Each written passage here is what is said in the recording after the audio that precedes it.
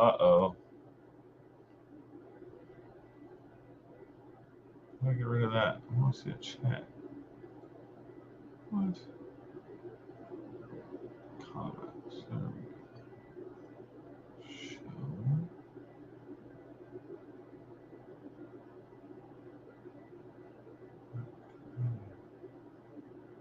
Dr. Drew, what up?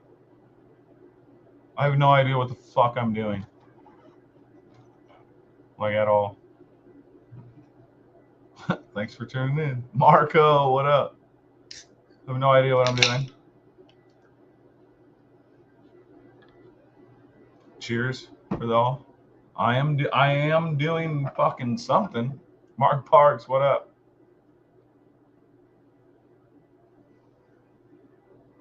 Marco, what the fuck? I don't know where the fuck Shane is. I'm gonna try to fucking call him. Can't get a hold of him. Stevie can't get a hold of him. Nobody can get a hold of him. That boy makes me fucking worry. Kyle, the solo shit show, bitch. Yeah, fuck it. I don't know what's gonna happen. What up, Aiden? I can't get a hold of fucking Shane, so I didn't want to not go live. Like, I like going live on Sundays. I have a good time with everybody. And I still feel like Shane talks most of the time, even though Kyle says I interrupt. Homer, what up?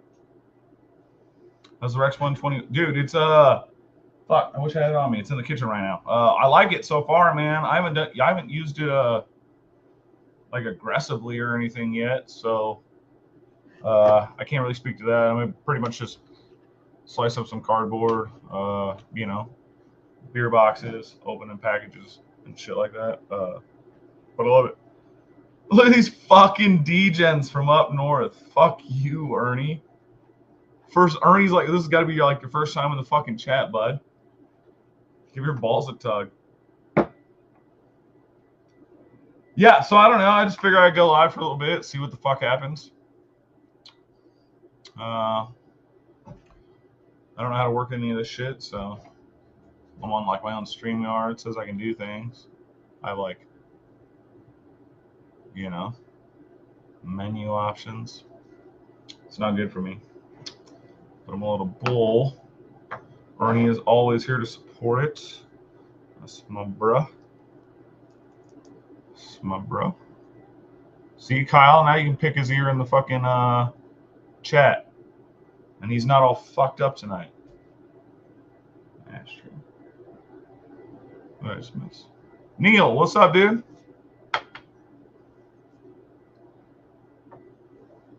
Dr. Drew, I don't care if he's working overtime. Motherfucker needs to let me know what the fuck's going on. I know he's probably just sleeping, but cunt.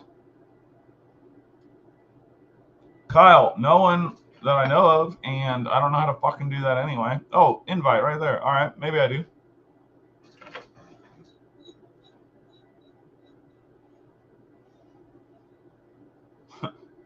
Demented thing. I mean, it's good terms, Steve. It's good terms, I would say.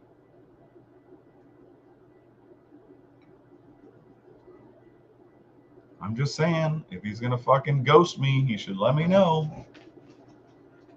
Unless it's something fucked up, then I'll feel like an asshole. But I already called him an asshole on text, so what are you gonna do? Cheers. We're working on second season of Invincible right now. It's pretty fun.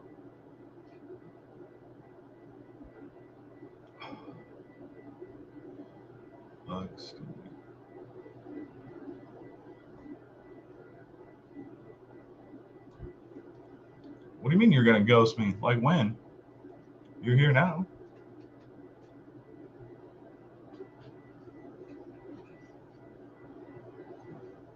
I heard him hit the fridge, so give him a second.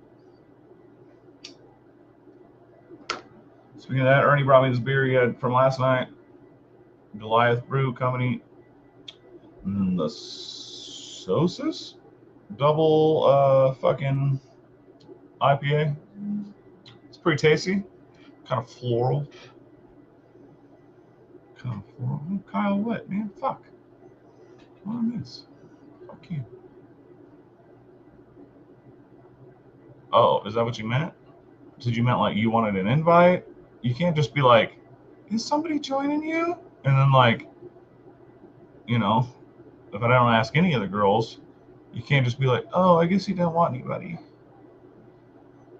What up, Todd Carr? Do you want to come in here, fucking Kyle? It seems like dangerous fucking territory. Message. How do I send this to somebody?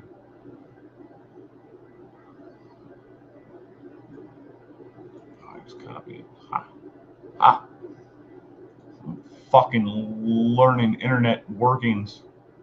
It's not good, people. It's dangerous territory. Kyle.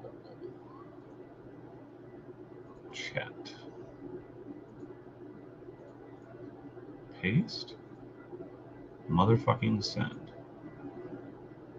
Go fuck yourself, Kyle. Shit, where's my streamer? Oh, there it is.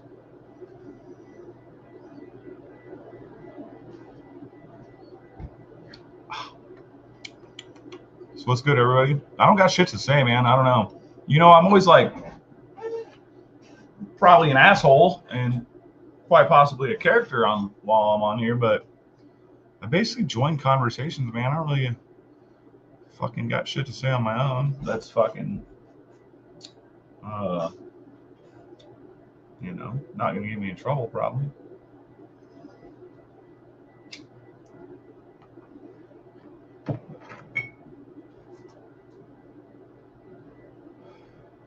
Thanks, Stevie. Yeah, man. Fucking I got some work done earlier in the morning too.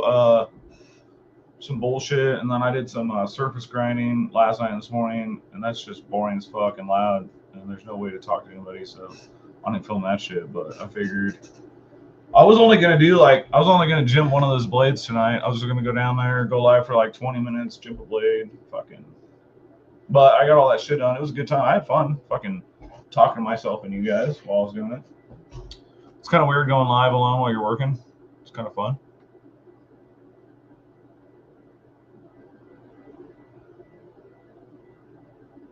Dr. Drew.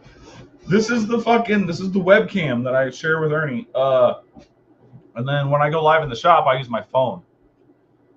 So yeah, I know. I'm gonna get a better camera for both. So I don't gotta use my phone, but better than this camera. I mean, there is some haze going on. That's no shit.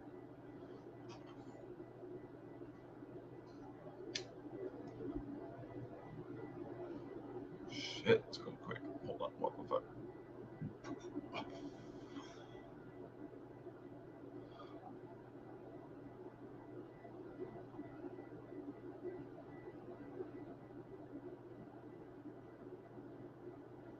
So yeah, what the fuck's going on? I've just been working, obviously. Working on 4 builds. Who am I working on builds for? Marceau, Jorge, fucking Denise, and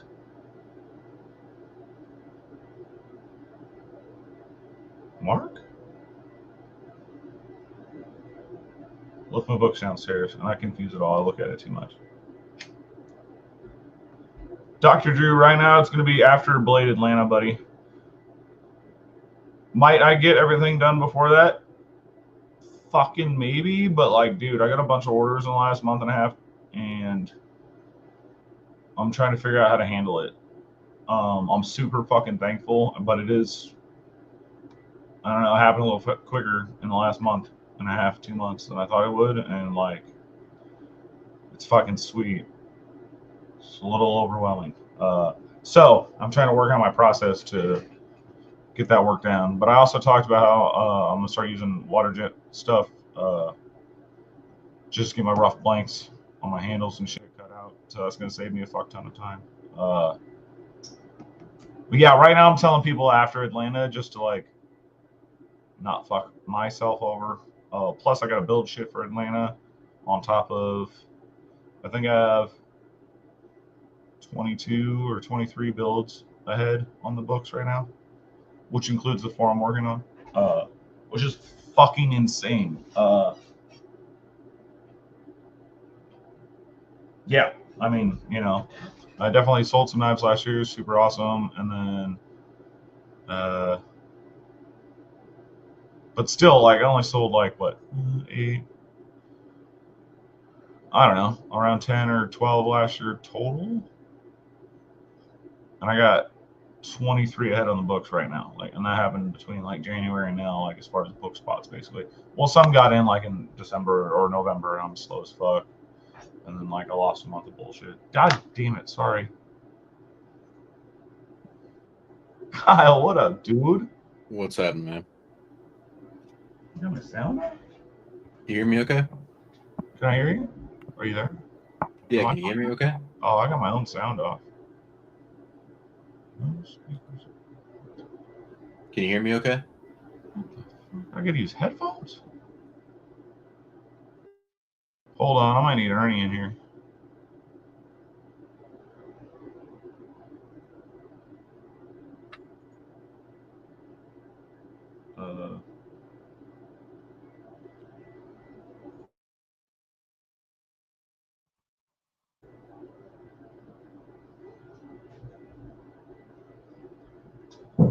Hey, chat, can you hear me? I don't know why I can't hear. What's I up, don't Big know Ern? what kind of fucking ratchet shit you got going on in here. Everything's cool, yeah, everything's on. Hold on. Look, Shit, it's muted. I know, but when I click it, this fucking happens. What the fuck is that? Close that. Close that. Oh shit. All right. Oh dang, this shit's fucked. Why is it doing that? I don't know. Okay. Thanks, Hold on, guys. guys. Bear with me. Kyle, entertain these people. How we doing, gentlemen? What's going on your Sunday? Know how to put devices file. Unfucking mute it. It's muted. Yeah, because it's saying there ain't nothing to play sound. Well, no, we were.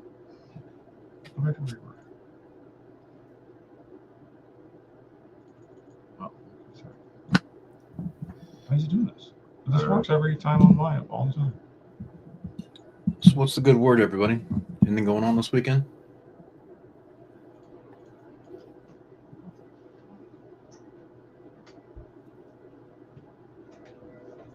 Did I kick it? Back and forth.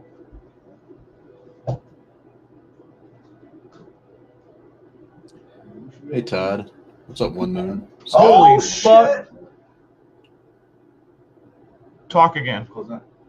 Hey, can you hear me? Holy fuck. I think I just got a faulty ass fucking cord. My Donnie, we bad, can y'all. hear you. Sweet. Well, hey, man. Thanks for joining. Thanks, No problem. I figured just try to keep you company for a little bit. Yeah, man. I just kind of spur of the moment decided to do this shit because I couldn't get a hold of fucking Shane. Yeah, I've been trying to get a hold of him all day. I'm sure he's just sleeping, man. Probably. Because he was, I talked to him early yesterday, and he was in pretty good spirits and shit. So, unless something fucked up happened, I'm sure he's probably passed out. Yeah, he was. I passed out early last night, but I caught the replay. He was on with Big Doug and Brian and those guys last night in Backpack B. Oh yeah, I watched him do that too. But I I forgot watched all that today. But he was No, Aiden, this is actually one of the thugs. Nice. I was getting ready to do some hand sanding work on him. So Is that figured one of I'd- the ones from Satu that he Yeah. hologram? Yeah. Nice. Yeah, I just need to do a little bit of touch up on some of the handles because he was getting a little bit busy with how many orders he had, and I said, just if they're just a little final work, just send them, and I'll touch them up while I'm getting ready to sharpen them anyway. So I don't mind doing the hand sanding. So For sure, and that's awesome of you. just trying to help out. Plus, sometimes he can't see all the little things, or his hands aren't working as well for the little stuff. So Yeah, exactly. I've been trying to kind of help him figure out different processes to help him do things like that his hands don't allow him to do. You know, like that I can do. You know, maybe figure out a different way to do some things that he can get better. right. Results, you know. I was trying to. I mean, they're kind of an investment up front, but have you seen those? They're like 3D printed sanding blocks where you can actually take the strip of sandpaper, put them across there, and you can use your hands. It's like wide like this, and you can just go back and forth. Oh yeah. They make those, and they have different radiuses on them as well too, so you can do it for different things. Oh, I got Cage Daily. He's a knife maker. He makes a bunch of those and sells them. Yeah, this guy came out. Can't remember what the name of it is, but they sell them on Thanks, buddy. They sell them on the Maker Supply. Oh, okay.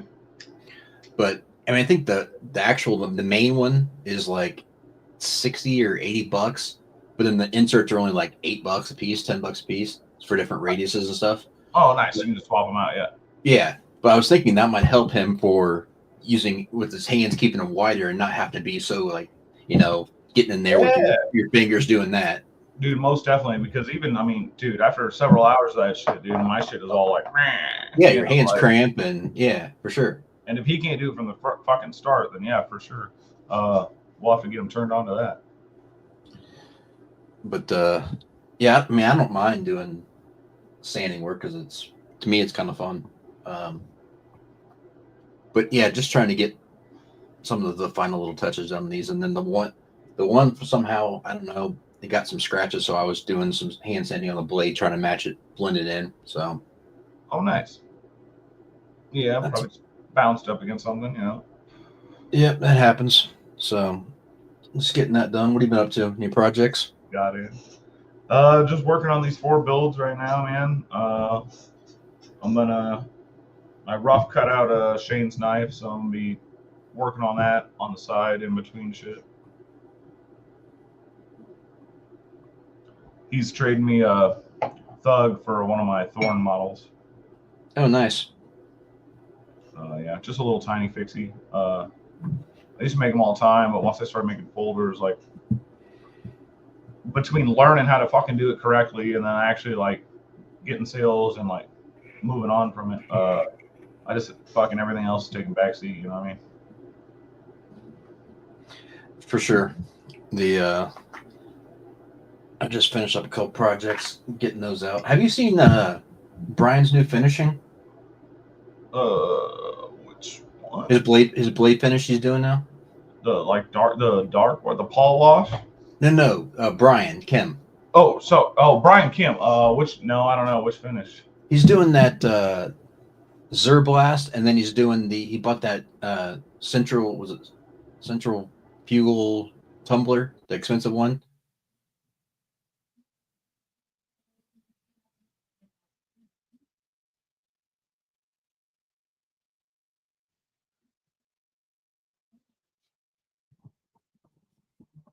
What? Are we there? Good? Yeah, That was fucking stupid. What was that? I have no idea. Both screens went blank for me. Anyway, yeah. No, I have seen that. What about it? Oh, is that his finish right there? Yeah. Nice. Yeah, it's super. It looks like a frosted glass in person. It's gorgeous. I like it. Yeah. He's going to start offering that as a service for people who can send in their knives and have that done, and then I'm going to do the sharpening for him. Oh, sweet. That's cool. For yeah, Brian? Yeah. Nice. Yeah, here's another one. I would love to do so.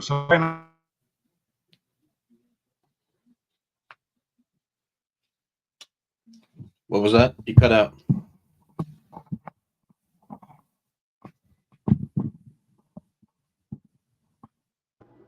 YouTube was freezing out like over the weekend, and it wasn't even me. I was watching shit. Oh, that's weird. Anyway, I'd love to do that shit, but I only got one blast cabinet. You kind of need multiple cabinets to do different media. Otherwise, you're spending like fucking a day and a half cleaning the motherfucker out. Yeah. There's a. What up, Big Earn? What up? He was in here making sure, trying to figure out what's going on with the freezing. I don't know, because I was watching some live streams the other day, and it was fucking up, and it wasn't on my end. Okay. I don't know. Just let you know. It was like YouTube straight crashed out during somebody's live in the last couple of days. Trying to make it run smooth. I don't know. All right. We'll see how it goes. Javon, what up, buddy?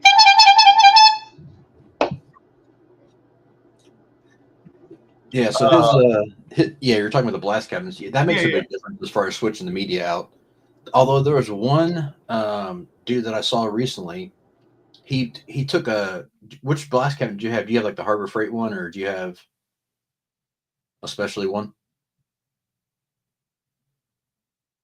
Oh shit, he froze again.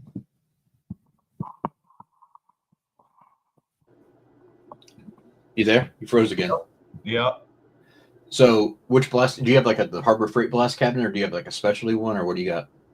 I don't even know who makes it. I remember looking it up at one point. I bought it off a fucking marketplace, but it's a pretty big one. It stands fucking 5 foot, 4 foot tall, 5.5, 5 foot tall. I don't fucking know. It's a big I'll ass. have to send you the video. There's a dude that on YouTube, he does knife making stuff, but he took a Harbor Freight one and like upgraded it and repurposed a bunch of shit. So where he actually has a filtration that sucks it out the bottom.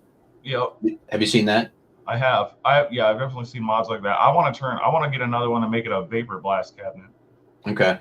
Well, he only has it so where there's just a small amount of media in there, and then it all filters out every time he uses it. So then he can just put in whatever he wants. Oh, all right. No, I haven't seen that. That's trick.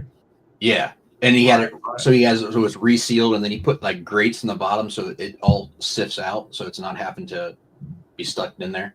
Oh, nice. No, I'll have to look that up. If you got a link, send it to me. But yeah, I'll have to send that to you. I do want to set one up to do vapor blasting where it mixes the water with it. Right.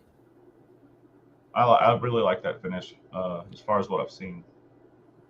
I'd like to be interested to see. Have you seen, like, you're into cars and stuff? Have you seen the dry ice detailing? No. They do like a dry ice, and they actually filter through like a pressure washer, and it just eats away all the dirt and rust and shit. Comes right off like the undercarriage of stuff. I'm wondering what that would do to steel. Like, I mean, just like a knife blade. Yeah, I don't know. I'll have to look that up. That sounds interesting as fuck. Yeah, it's something they just started offering, and it's not cheap because of having to buy all the dry ice for it, but right, it's pretty neat. Yeah, I buy dry ice every time I fucking heat treat, so I know how that goes. Yep. I'm working on getting a fucking Dewar, but they're fucking expensive. They're like $500. Yeah. Can you? I mean, you're in the middle of nowhere. Can you start asking some farmers if anyone's got any extra shit? Kind of in the middle of nowhere. Well, you know what I mean. I know totally. No, I've looked around town. The closest one to me is like fucking 200 miles from me. Okay. I was just trying to find a more resourceful. No, for sure. Yeah. After the next sale or two, I'm probably just gonna bite the bullet, buy a brand new one, just so I know it's all good. I'll fucking have it for life, you know. Yeah. $500 isn't that crazy, you know. I mean, like spending the money on the dry ice adds up to that fucking fast while I'm doing heat treats. So. Right. In the grand scheme of things, yeah, it doesn't make a. It's just having the liquid cash to do it, you know. Yep. I'm not a baller. I understand. The Ernie, nice. Dude, nuts. So what actual projects do you have right now? You said you're working on. You got 4 of them going. Yeah. I got a Ripley and 4 Newts. Oh, nice. The Newt taken off because of the size on it, or? Dude, I'm guessing so. So honestly, when I started making when I started selling folders, I figured the Ripley would be a super hard sell because it's fucking weird looking and it's fucking big, you know. But no, it's fucking sold fine. And then so the only reason I created the Vapor because I thought it was a more normalish looking knife, if you will. And I've only gotten 2 custom orders for a Vapor. Everything else has been Ripleys and Newts. Which one did Iggy get? She got a Newt. She's the only reason the Newt exists. Okay. I really like that design. Yeah, so basically I took the Ripley and I cut roughly an inch off of both ends. Right. I just like the proportions, the way it looks. Yeah, no, and it turned out really well. It feels pretty good in hand. I didn't think I was gonna like it at all. And it turned out fine. Carco loves his.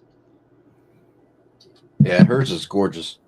I just sent I just sent hers out. Shane just got her knife done, and I just sharpened it and sent that one out, and a couple other ones this week. Oh, nice. Hers turned out gorgeous. I posted a picture, or he posted a picture with it's the one with the black and pink handles on it. Oh, okay, yeah. That did look good. I'm sure he'll be sending you mine to sharpen at some point. Yeah, he was. I think he's got working on finishing up a couple more. Get me another batch coming up. So. Oh yeah, mine's on the back end anyway. So. He had a few that were super close that he was just trying to get done, so I could get those working this week or upcoming week, so to say. So. For sure. I got 3 here to finish up. These are the Fordite ones. All these 3. And then I don't think this one's not sold yet, but it should be hopefully coming up. This is the crew wear. Oh, nice. He's got one little spot there that I'm gonna redip to get in there once I sanded everything else down. But I think this was going to be a home run for him as far as the design wise. This, I mean, it's not big, but it just fits in the hand perfectly, and it's comfy and it's a good size. You know, you can throw it in the pocket and go. Hell yeah, and I like a small fixie. I've carried a small fixie fucking for years, man. Yeah. Demon Hawk, what up, dude? What's going on, Demon Hawk? I don't have the crazy stories like Shane, and I'm not showing my nips, so. Yeah, I mean, me neither. That's why I was like, who was I talking to? Paul Mills. I was like, I'm gonna go live. Oh, and Stevie. I was like, I'm gonna go live, maybe for like a bowl, say hi. But I'm glad you hopped on because that helps. Yeah, it's never easy. I let Shane talk, and then I interject on Shane. You know, like I don't really have my own stories. Well, I do, but y'all only hear them. Well, I'm sure it's not easy just to talk to a plain screen. I couldn't do it, so.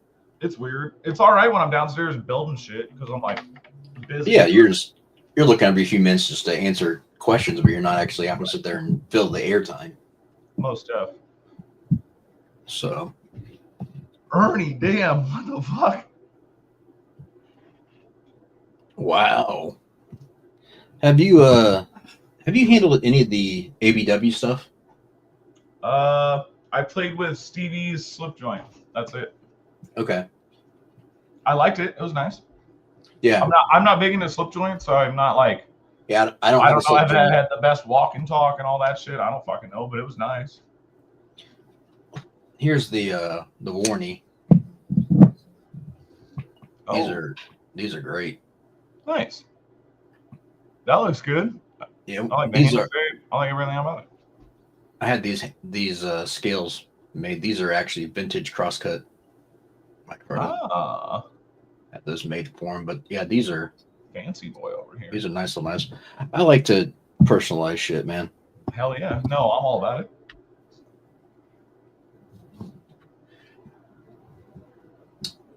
it. Drew, those are good questions. Weirdest place? Wow, what do you consider weird? Yeah, outside of upper deckers. Yeah, then that's just heinous in-house shit. I don't know. Obviously, some weird places in the woods. Yeah, definitely. If I go into the woods, I take a shit. That's just like a rule of mine. I will say this. I learned this at an early age from my grandfather. If you go in the woods and you see a towel, never pick it up. I bet. Gross. Oh, man. Well, that happens on the golf course occasionally. You go, oh. Someone has to go, and you're too far away, so you have to go out in the woods, and then the only thing you got is your towel, so you just leave the towel. I mean, yeah, that makes sense. I don't frequent the golf courses much, but I've driven over a few of them. Wow, Homer. I mean, I've definitely pissed along the. I've never had a shit along the interstate though. That's kind of rough.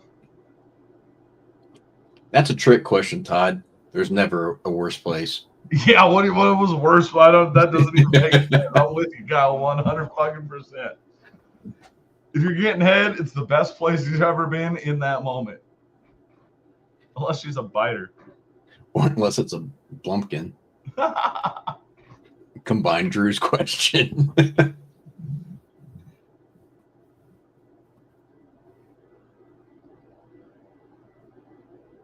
Wow, Scott. Wow. Was it your bed though? Jesus.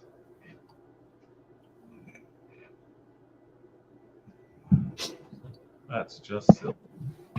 So, any upcoming new materials or anything you're using that's going to be tricky or testing your skills? Mostly I got a sheet of Chad Nichols Mokutai. Okay. Couple people wanted some Timascus stuff for their builds, and this stuff is still springy, so if I want to, I can use it for the clips as well. Right. Have you messed around with any of the heating colors on it yet? No, I have not. The only time I've ever even used I use Zermascus, and I got it from Metten Boss. Metten Boss. So I don't know who the fuck makes it. It's just random fucking Zermascus, you know what I mean? Right. But that's the only time I've worked it. So this will be kind of new on that. And I plan on making a full dress, either vapor or new out of it. When you're getting it from, did you buy it directly from Chad? Yeah. Does it come, I should say, how does it come? Is it flattened everything ready to go, or do you have to actually? I mean, it's like rough ground. Okay. It's probably got like a fucking 50 or 60 grit finish on it. Okay. But it's mostly flat, you know. Right. You're still gonna have to do, you know, surface work on it. But yeah, I didn't know how much you had to put into that or not. But so you're gonna actually do the finish sanding, and then are you gonna etch it too? Yeah, I'll soft etch it and all that. Yeah. Okay. I've seen some cool stuff when they do the. Do you use for your etching? Do you do like gator piss, or what do you use? I just used gator piss for the first time on that copper my blade I just made. Yeah, it's pretty good stuff from what I understand. I don't really have an experience. You know, I just did it that one time, and yes, the material came out fabulous. But it was their material with their etching, so right. And it was my first time on both of that, their material and their etching. So I don't really know. I wanna finish a piece and dip it in ferric and see how that goes and stuff like that. The gator piss, it took fucking forever. Now, if it just takes that long for the great results, I'm fine with that. But yeah, it's more neutralized than ferric. Then I'll do something else. I don't know. It's more neutralized than ferric, so it's probably going to take longer. But I think it comes out with, from my understanding, it comes out with more even results. Yeah, I think it comes out a lot cleaner for sure. But yeah, so I mean, my one experience with it is fucking fantastic. Took longer than I thought, but that's fine.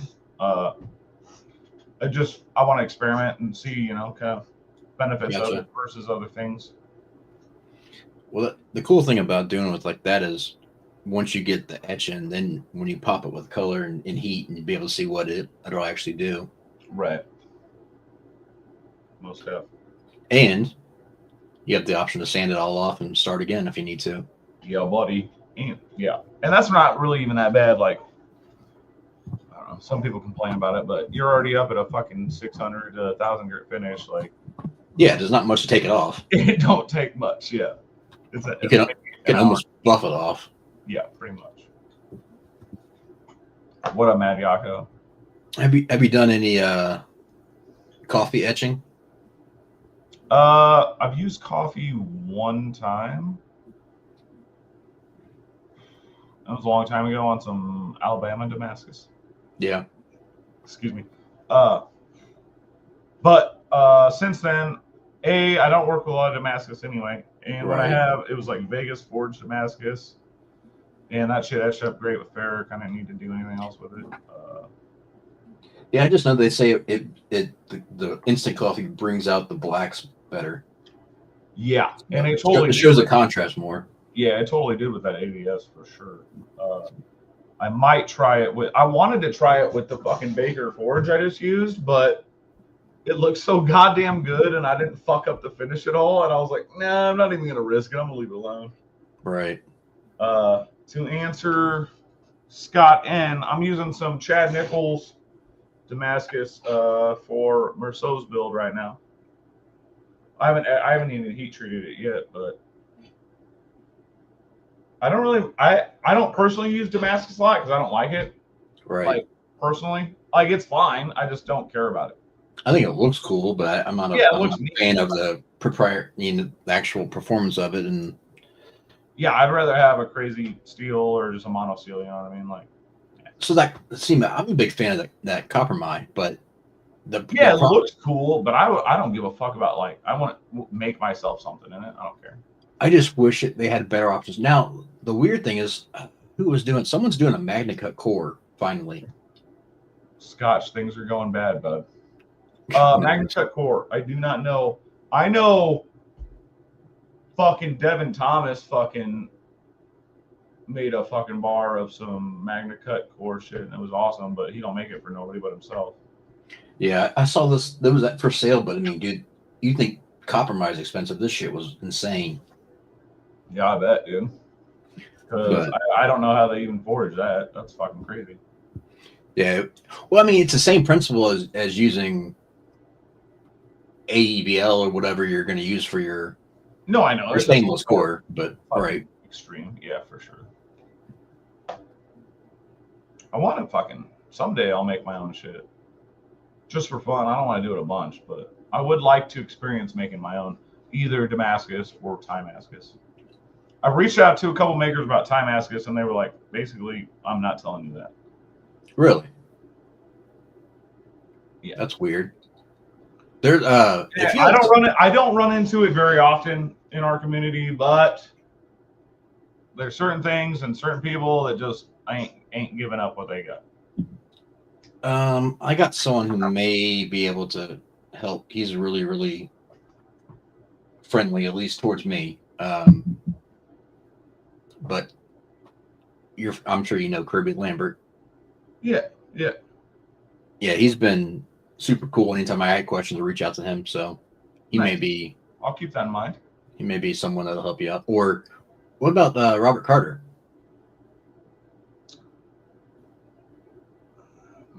No? Okay. Enough said. I won't. That's fine. That's fine. That's all I can say about that. Okay. I love Robert Carter. He helped me a lot.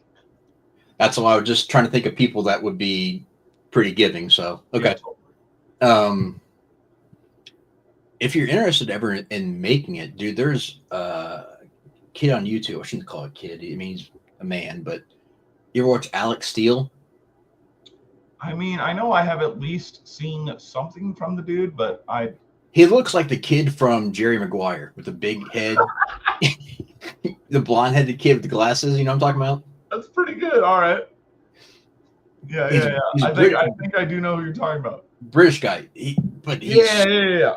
super talented. I mean, but he always making, trying to get blends of stuff, trying to make his own Timascus and doing crazy stuff. He's got an unbelievable workshop. Oh yeah, I remember seeing his workshop for sure. Now that you brought it up. But yeah, he's done some stuff recently, testing a lot of that stuff. It's pretty cool. So maybe I'll have to check that out.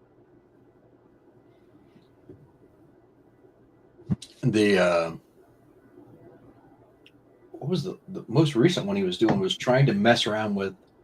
He talked to some scientist and was trying to figure out getting the mixture of layers where he was getting copper and nickel in between because he was trying to get steel and titanium to weld together. To forge together. That's fucked up. Yeah, it was kind of. I'm like, what? Well, I mean, it's interesting in principle if you could do it, but no, totally. He was having issues with it, but I imagine. He's done all kinds of cool shit, but y'all have to look back into that, man, for sure. Yeah, I think you'd like him. Between fucking just being in the shop making and watching other makers and then this world of YouTube, everything else kind of disappeared, man. Yeah, it can drag you into a. And the problem is when you get stuck in this, like I've got multiple hobbies, so I'm watching multiple things that from I can't keep up on everything. So Too many hobbies. yes, That's me and Ernie's thing. well that and it's too many avenues, rabbit holes to jump down on YouTube. You can't keep up with everyone's content. No, fuck no, not at all, man. Every other day, I'm like, oh shit, I meant to say hi in that chat. I didn't. Yeah. Derek, what up, Funky? We're just going live, you know, just me and Kyle raw dogging this shit. Derek, I'd say hello to you, but I don't know if you could read the chat. Wait, you can't read the chat? It's a joke because he shit. has a hard time because he's hard of saying. Oh, I know, yeah. My bad. I didn't realize you being.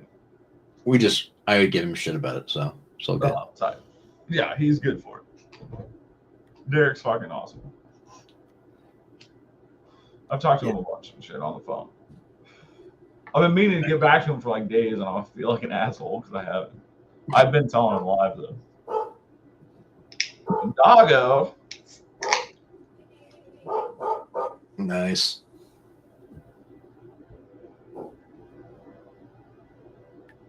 How is in the empty square beside you, buddy? Derek, you gotta help me out. I don't know what that means. What's up, Scotch? No, nobody can get a hold of him. We think he's asleep. He said he was going hard on the fucking shop, so. Oh, that's Kyle. Kyle Coonley. That's how you say your name, right? Yes. Sweet. I've only heard other people say it, so I don't know. That is very good. The unfortunately it gets butchered often, but that was perfect. Dude, people fuck up my name, and it's fucking like the pillar of the Christian community.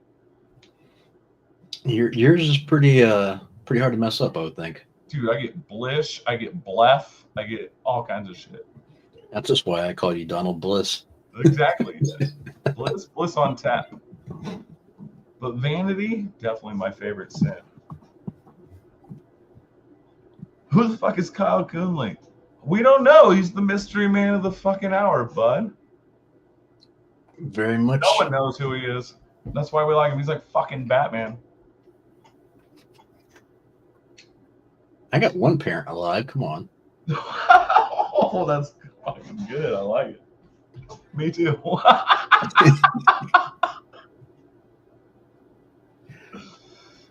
We're going dark, folk. It's the only way I know. That's right.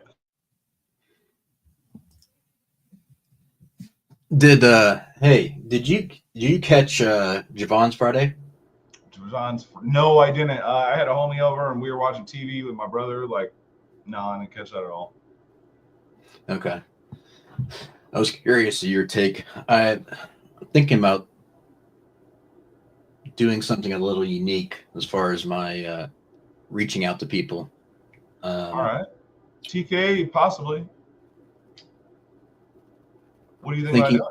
Thinking about taking, because I like doing the presentation. I like teaching. So I'm thinking about taking basically from start to finish, making presentations and putting in like a PDF ebook form and making like a sharpening guide and selling that. That sounds fucking intense. I don't. I mean, I give give in a good way. I'm saying. No, I mean, I give back trying to give as much information for free as possible, but I think that would help more people if they had it as a resource, and that takes a lot of time, and time is money. And I think that would be, if I put it in there as a reasonable cost, you know, the price of a sharpening or two, I think that's very nominal to ask for information like that. I 100% agree and support you. And then I was thinking about, for the people who are interested, maybe doing online one-on-one seminars, like helping out, like, you know, you call in and we sit down and figure out what the issue is, what you need help with. Yeah, man. Set up a Patreon, all kinds of shit, man. Yeah. So I think that's an awesome idea, man. I think that would benefit a lot of people. fuck, dude, a lot of makers, like even me, dude, I don't know shit about sharpening. Not that I'm gonna pay you to teach me, but Well, that's fine too. but no, I'm just kidding. You know, you probably know more about that and different steels than I fucking do, dude. I've only worked like fucking 7 different steels. You've probably sharpened 20. You know what I mean? Oh yeah, tons. But the fact is, I think, And you know how to do each one and why you're doing that shit. You know? right, and how things react and so forth. But I think that there's good resources out there currently, but I think it's also good to make it more personalized, and that kind of how I run my sharpening business. I like to make things personalized. I like to make it concierge based. So I want to give that person exactly what they need, and they get the exact answer they need, and not just a generalized, here's what you do for this, and not be able to give any feedback. And people are gonna learn a lot better that way. Oh, without a doubt, 100%.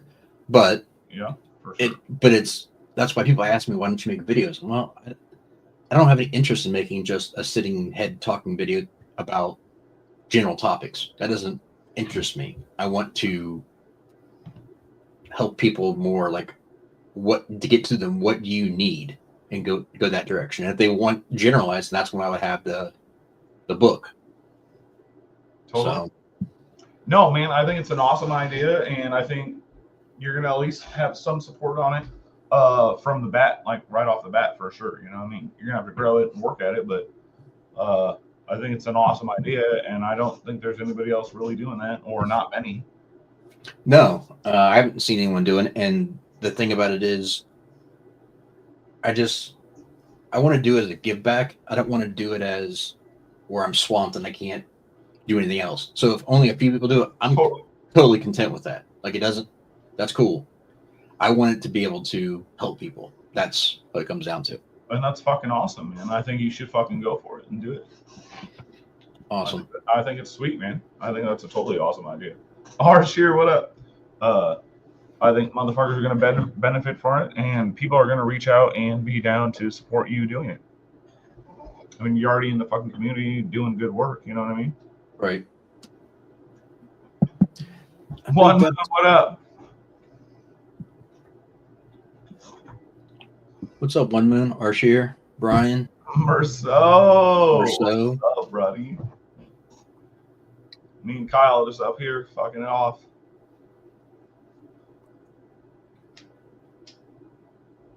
So, well, yeah, cool. I appreciate it. I'm trying to get as much feedback as possible. I No, know. dude, I think it's a fucking sweet idea. I think you should do that shit.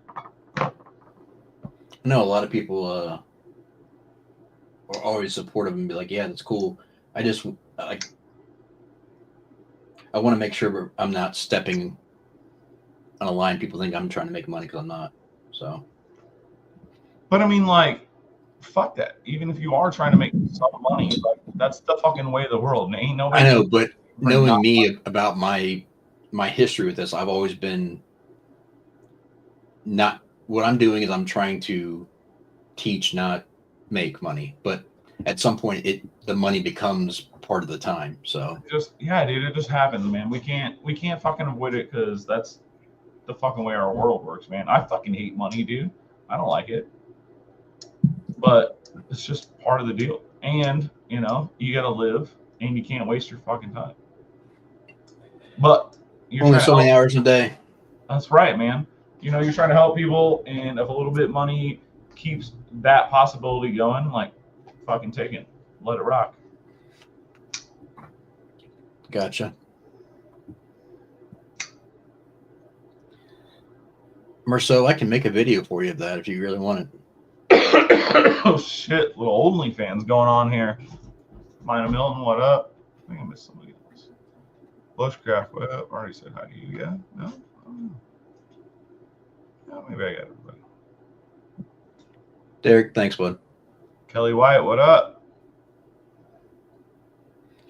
Happy birthday, Milton. Derek, for real. Yeah, he's not gouging, you know, he's just getting paid for his time, trying to teach, trying to keep people fucking happy. And that's weird because, I mean, I enjoy instruction, and that's something that a lot of people don't. Kyle, it's funny, as much as we like to argue sometimes. My homegirl hit me up and she was like, "Hey man, my buddy's kid, which he's a full-grown man, he's like in his 20s, whatever. He's starting to make knives, and he's questions, and I was wondering if I could give him, your social media contact if he had any questions." And I was like, "Amy," I was like, "Lady, I basically do that for like a bunch of makers right now. I talk to them all the time, multiple times a week. Hey, this will help you, or this is what I've done. Like my knowledge is fucking free. I don't give a fuck. And 20 years in the tattoo shop, you know how many apprentices I've helped train and like grow, and like now they have their own fucking shit going on. Like the same as you, buddy. I love fucking teaching people as much as you wouldn't think I do. It's fucking really fun. Well, and to me, the thing about it is, I like seeing the joy of when it clicks and they get it. That is 100. I mean, that's reward in itself. But I'm also not the type that I'm not going to go solicit and be like, "Hey, you need to do this, this, and this." If you want answers, ask me and I'll give you answers. But I'm not going to go push it on people. You know what I mean? Because that comes across as too soliciting and too you're better than people and that kind of thing. But like if people have questions, I always answer them. So yeah, me too, man. My knowledge is free, man. There ain't no gatekeeping here. Todd, cool. Appreciate that. Dan, thank you. Yeah, that's a nice idea. Yeah. Bando, oh, that's what I missed. Thank you for the invite. I'll hit you up.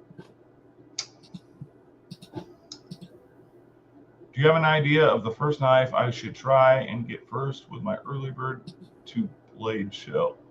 I mean, how can I not say one of mine, even though I don't really have any early bird shit going on? I don't even know how many I'll be able to bring, but I mean, show up to my table, I'll hook you up, whatever. But I have no idea, man. I don't buy knives. I'm too fucking poor. I'm so early in this, buddy. Yeah, man, that's kind of a tough one unless you know exactly what you're looking for.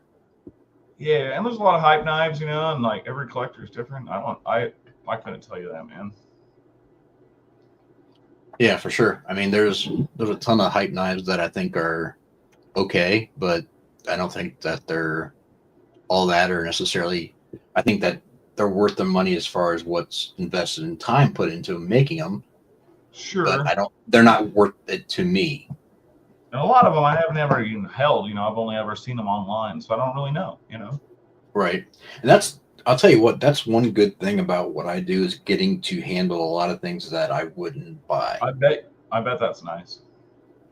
Because you get to see what all options are out there, or things that maybe you can't afford or are rare, hard to get, but for sure. You get a better sense of what you truly like. Eventually, one of my knives is going to make it your way, buddy.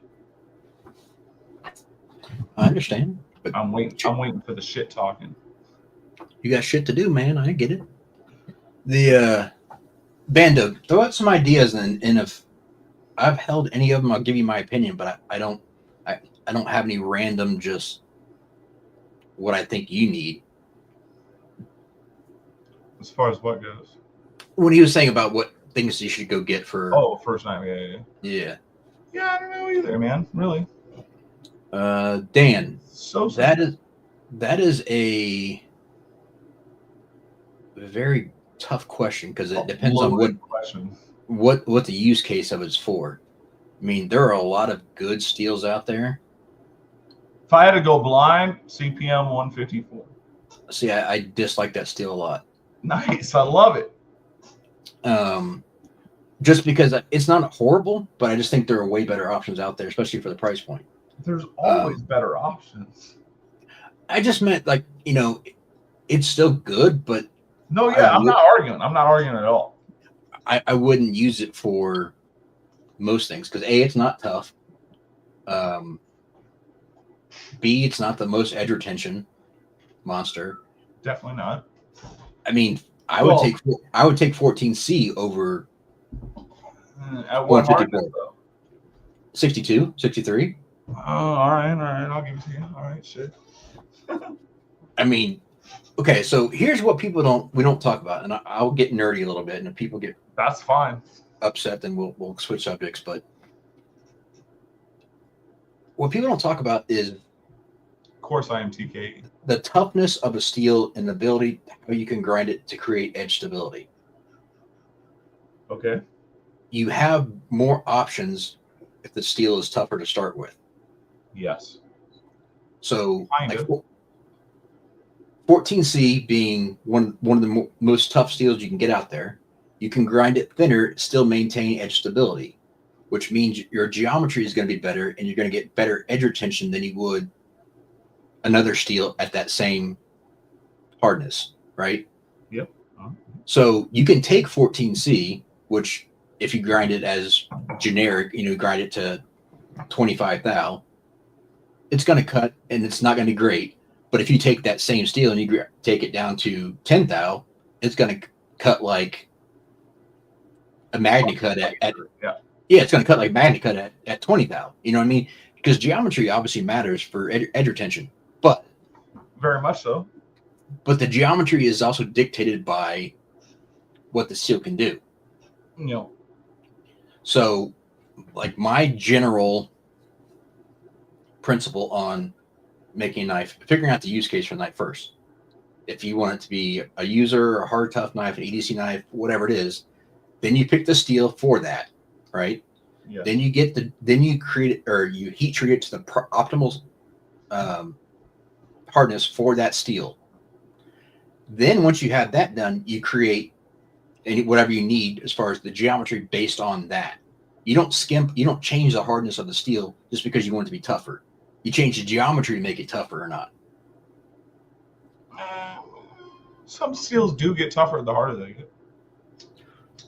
But what I'm saying is, okay, this knife here, if I were to say I want to treat this at, I don't care what the steel is, but just say I want to treat this at 58 to make it tougher. Well, look at that blade stock, right? It's pretty thin.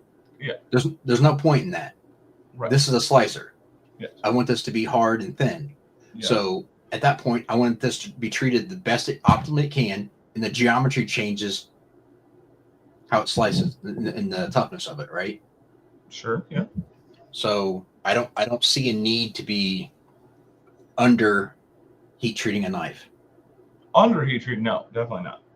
Well, that's the whole thing is, they always like, well, if you make it lower, it's going to be tougher. Yeah, but if you want it to be tougher, pick a different steel. Yeah. Or change the geometry. I am fully with you now. Now we're on the same page. That's what I'm saying. Treat the steel optimally, use the geometry, and use this correct steel for the toughness of it. Most definitely. So. Yeah, you can't make everything for everything. All season tires, throw them in the fucking trash. Get summer tires, get winter tires, and have both. Ideally, if you can afford it, yes. Most people just are better off with all seasons and be done with it. Unless they live in specific areas where you're going to have drastic changes. But I get what you're saying. For me here, yes, you should have both, but nobody does. Right. Matt, that's because I've never gone live like this. And Kyle's helping me out. So what up?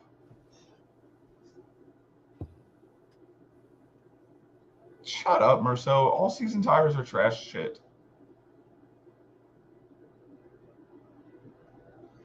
I will stand by that. Uh-oh, Javon's talking shit to you. That's all right. Also, why you got to spell like that, Javon? I don't like that.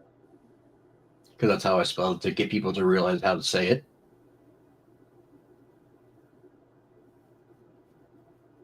That's how it's pronounced.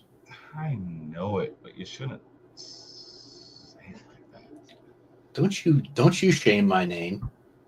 Hold on now. I shame my own goddamn name by saying goddamn. Scott, that matters a lot less than what people tell you. Front tires ride the rims. Drive it like it's stolen. They give you a lot of excuses from production just so that they can be lazy and not do it. It's really not that big a difference, and it's not that much money change as far as your consumables.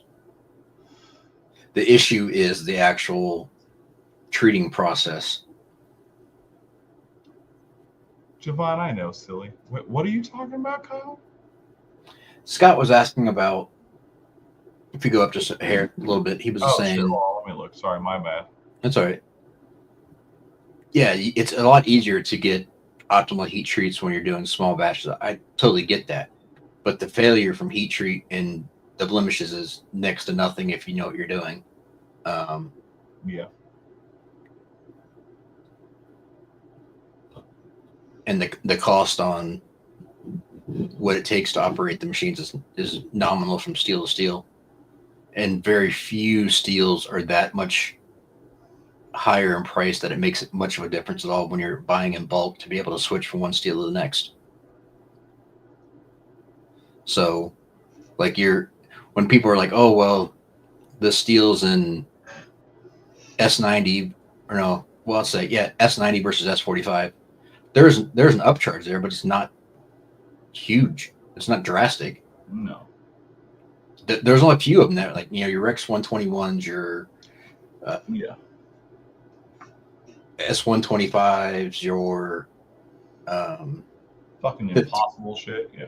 Your 15Vs. K390 is stupid expensive. That's one of the ones that really is just like, wow. But I've never worked with it. It's a great steel. But is it?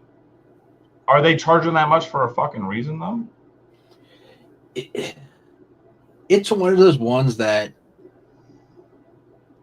I think it's an elusive type of deal and hype. I mean, I'm not gonna say it's probably one of my top 5 for sure. It's a phenomenal steel, but I don't know that the cost outweighs. 15V's up there as well too, but it's pretty much impossible to get it. You can't really get it. That's the thing. Again, elusive. Oh, okay. I didn't know that. I'm over here like I'm looking at fucking Alpha Knife Supply. Right. Okay, so look at Alpha Knife Supply and look at the difference in cost between K390 and MagnaCut. It's 2 to 3 times more than MagnaCut. Where the fuck is K390? Is that a fucking carbon steel? Yeah. Oh yeah. I forget because I fucking don't work. All right, let me see here. All right, we got 0.128 inch by 2 foot. $300 fucking dollars. Right. That's my point. Hold on. 128.23. All right, where's MagnaCut? Hold on. 128.23. Where's MagnaCut? Sorry, I gotta keep these numbers right. You're good. Dude, that's like fucking twice the fucking price of MagnaCut. Like I said, depending upon the thickness, it's 2 to 3 times the price of MagnaCut. What in the fuck? Yeah. All right, let me come back here. I feel weird not being able to see y'all. No, I had no idea. That's fucking crazy. Yeah. TK, what the fuck does that mean? You want your Newton surgical stainless? What does that mean? Nice. What's up, TK? So silly. Your build is gonna be so fucked up. Sorry. Vanadis is cool. I've only had limited experience with it, so I'm just gonna generalize. I can't sit there and say I've got tons of experience, but I didn't think it was anything crazy. But I'm also not a huge 10V person either, so it just take that for what it is. So I'm just like, man, I feel like such a noob because I've really only like extensively worked with like fucking 6 or 7 steels, man. You know what I mean? Well, so like here's another way to. I'm just so early in it that I haven't worked with all that shit. Going back to what we were talking about, CPM 154, right? Sure. So another reason why a lot of makers, custom makers, used to exclusively use it was because of how easy it finishes. You can polish that. You can polish that steel so fast, comparable to other harder wear resistant steels, right? Most definitely. So when they're trying to do their art knives and they're trying to get mirror polishes on them, it's a hell of a lot easier for them to do it on CPM 154 or RWL 34 because it's the same family. May I interject? Are you going to remember what you're saying? Yeah. Can I interject? You may. That's why I don't accept it on high-end shit. If you're going to use CPM 154, that shit better be like under $900 for sure for a handmade item. Like, I don't understand using cheap-ass steel for $1,500 knives. Yeah. I mean, some of it's finished, but I mean, the finished work is great. I don't give a shit. Like, I get it, but I'm just saying that steel only costs like $7 for the fucking piece. Oh, it's dirt cheap. Yeah. You know what I mean? Like, and that's my problem as a new maker and trying to make fancy shit. Like, I don't want to use fucking AEBL and charge $1,000 for a knife that has AEBL on it. I don't care how good AEBL is in performance. It costs $4 Yeah. And it's $1,000 knife. Like, you should be using better shit for $1,000 knife. And that's kind of my problem. Sorry. AEBL is phenomenal. No, you're good. AEBL is phenomenal though. It is, but not for $1,000 fucking knife. It depends on what else is on the knife though, and what was put into it. I know it's a personal, subjective thing, but that's where my brain is at. No, I'm sorry for interrupting. No, you're good.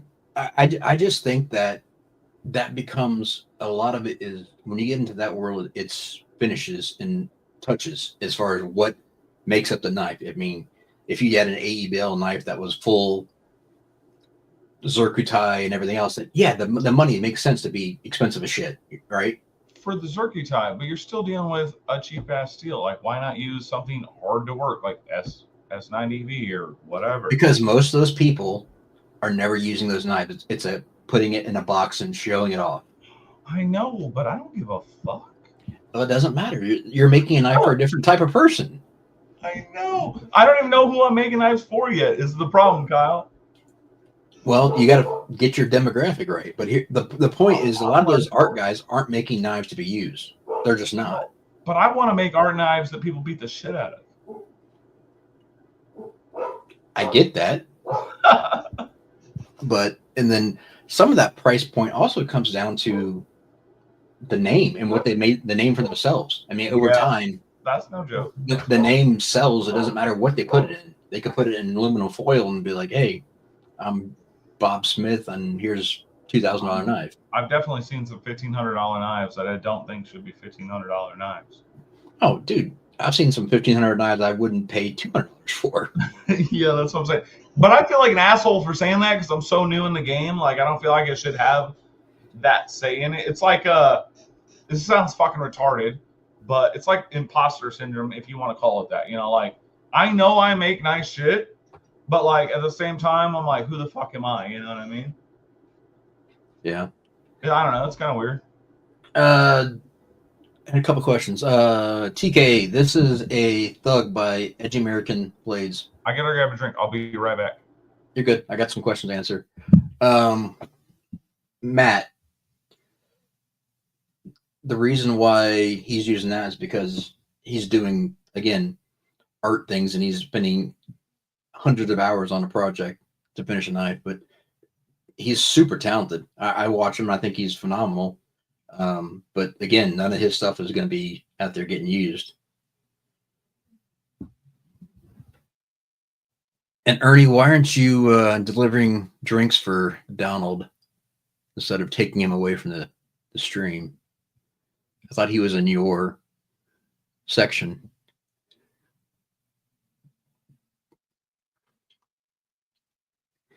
Mills, I agree, but to some point when you get into that collection area, that it doesn't make sense. They're not they don't care. It's going in a display case.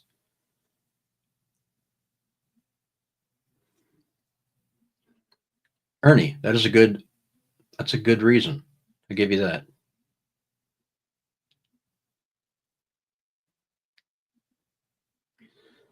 Matt, I agree when it comes to collection pieces, but if you're going to be using it, that 100% matters. And I wouldn't call 1080 a good steal, but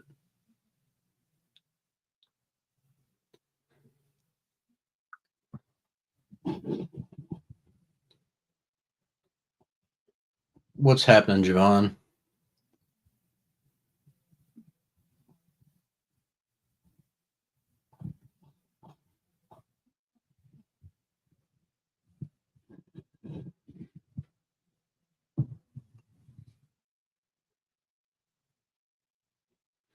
Ours here, no, because one, I talk to people before they send me something and give them quotes, and I would not take it in.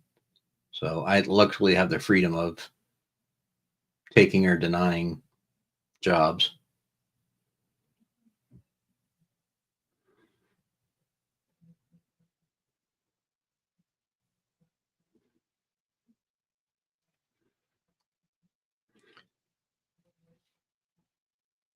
Matt, I guess it depends on what you're considering good. I mean, I don't know that. Is it good though?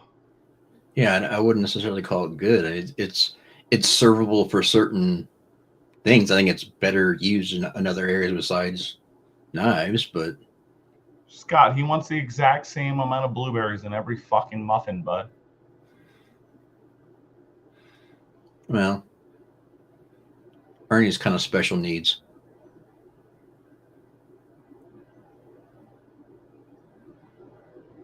I mean, love him to death, but hey,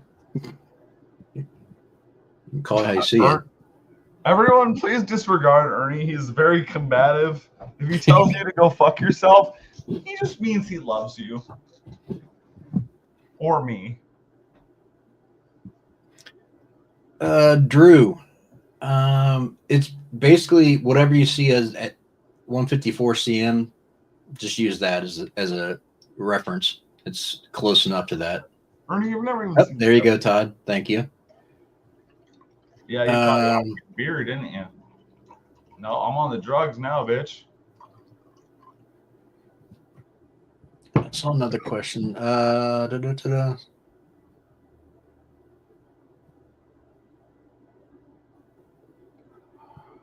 TK, you mean one-on-one, or you mean like for one of your streams?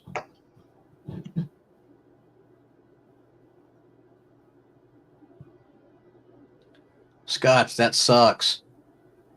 Hopefully they come back soon. Drew, no, 154 cm.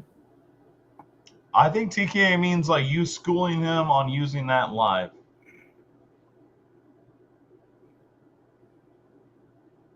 Scotch, of course they're stuck in customs. I mean, TK, don't take this personally. I mean, do you want like a one-on-one lesson, or are you talking about you want me to hop on a live and discuss it? Because two different things. He says it can be whoever streams. I don't give a fuck. Yes, with the high custom knife. I'm the high. Is that like high chancellor? Holy shit! What's happening here? No, he just means you're high as fuck. I am high as fuck. That's why I can't follow it. Now I'm on the coffee. It's all downhill. There you go, Dawson.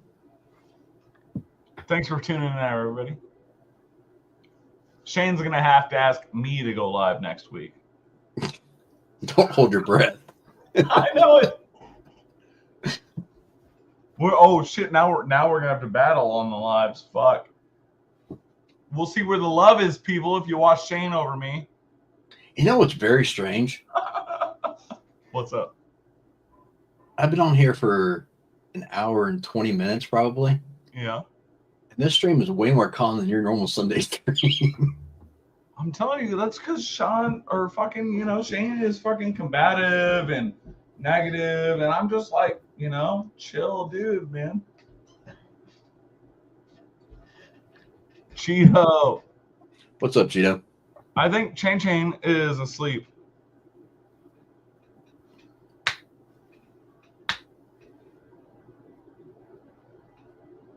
Damn, Ernie's talking about pregnant wives. That's fucked up. Ernie, these are my people. What are you doing to me? I can see Ernie into some weird stuff. Ernie is more fucked up than I am, but you wouldn't think it. Ernie is the Saul TKE Rock. just hit me up and we'll figure it out. Whatever you were talking about. So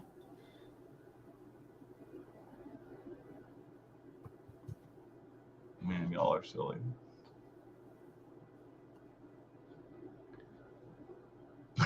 harsh here. Yeah, kinda.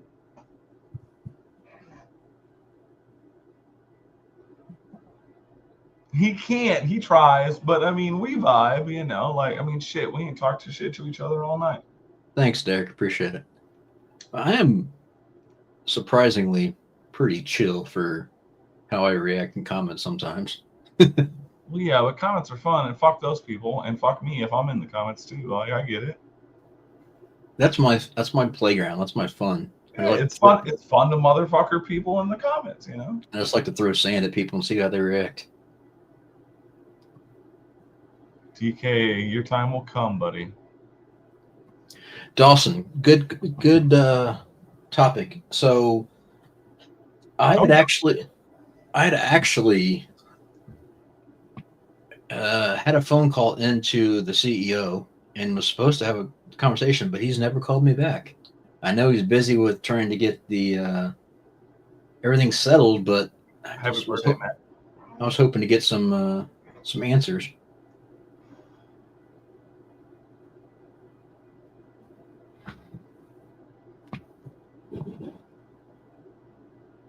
Donna, I got in a happy birthday earlier. It was quick, but I did. But happy birthday, Matt. If you see this, cheers, bud. Rocking my Alien Romulus fucking pint with some coffee.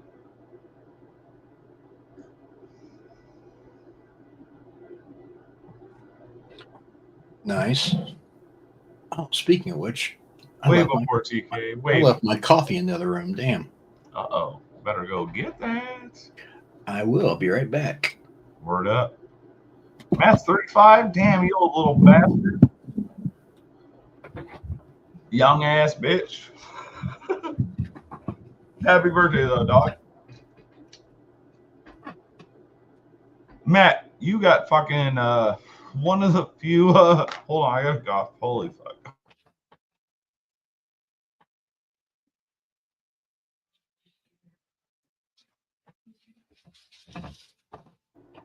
You got like one of the only vapors out in the wild, man. I was talking earlier.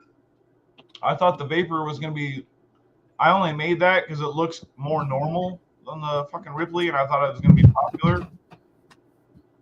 Dude, I only have like 2 orders on the books for a vapor. All the other ones are vapor, or sorry, all the other ones are Newts, Ripleys, and mini Ripleys. It's just nice. crazy. I love the fucking vapor, but it's all is better in the world. What's up? So all is better in the world. I have my coffee now. Yes, brother. So good. Cheers. Cheers. At least we can vibe on some coffee drinking. Yep. Iced. Always iced. I just pulled mine out. It's in a fucking French press, but it came out of the fridge, bud. I don't like mine black though. I'm a little bit of frou-frou when it comes to that. Well, I drink super frou-frou coffee, so it's fancy. Okay. Well, I'm drinking mocha with hazelnut, so. Well, yeah, then you throw a little sugar in, a little brown sugar, whatever you like, honey, whatever you like. Milk. Well, yeah. All right. What do we got? Dawson, yes, the sale was last week. But I had a call into John like a week and a half ago, 2 weeks ago, and still haven't heard back. So I'm assuming I'm basically F off. Lots of news, Matt. TK, what's a steel I want to work with that I've never done?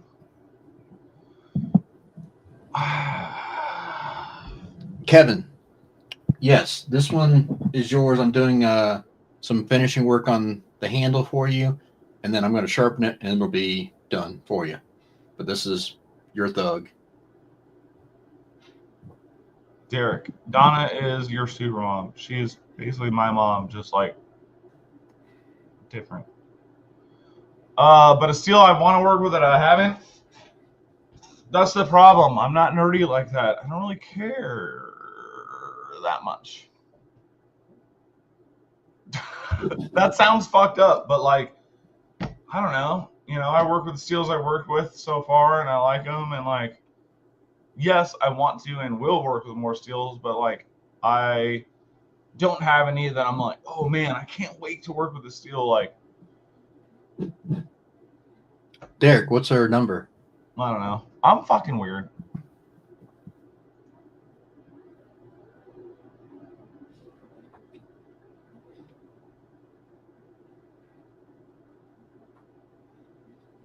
Man, I cannot keep up with this. But so, like, I want to work with K390 and that shit like that, just so I know what like the hype is about or whatever. So like in a way, yeah, I get that. But at the same time, I don't know. I can take fucking the stuff I've worked with and probably be fine for the rest of my life. I don't know. Ron. Yes, I'm drinking an iced mocha with hazelnut.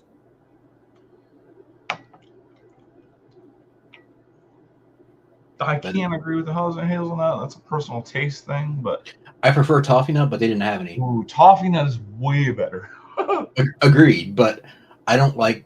I mean, I like plain mocha because I like a little bit of the bitterness, but I also like a little bit of the secondary kind of a opposing note. I got you.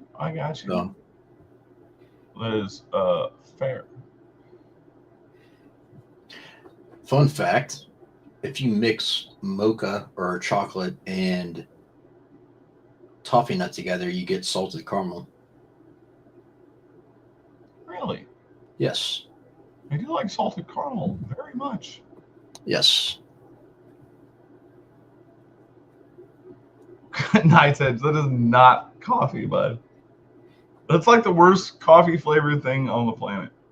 Yeah, that's not a very good liqueur. Dude, no. I'd rather have a mudslide than a Kahlua. Yeah, most def. Shit. All we had to do was go live and we were all green and shit all the time. It's fucking dangerous. We gotta limit this. We gotta limit this shit. The powers can't handle this. Donna, that's because it would make you too spicy. Arshir, I'm no longer following you, you beta. Oh shit, Pump! What is that? It's not good. That's not good. Just kidding. All those weekly morning DWs on my way to work. Nice Edge, you're a little fucking riot, buddy.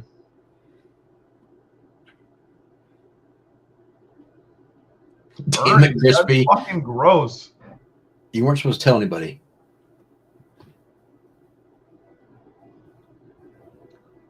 That's actually funny, Matt, because I fucking told Ernie right before I came here. I was like, oh, they think I'm getting a beer. Nope, I'm getting coffee, bitches. What's up, Demon Hawk?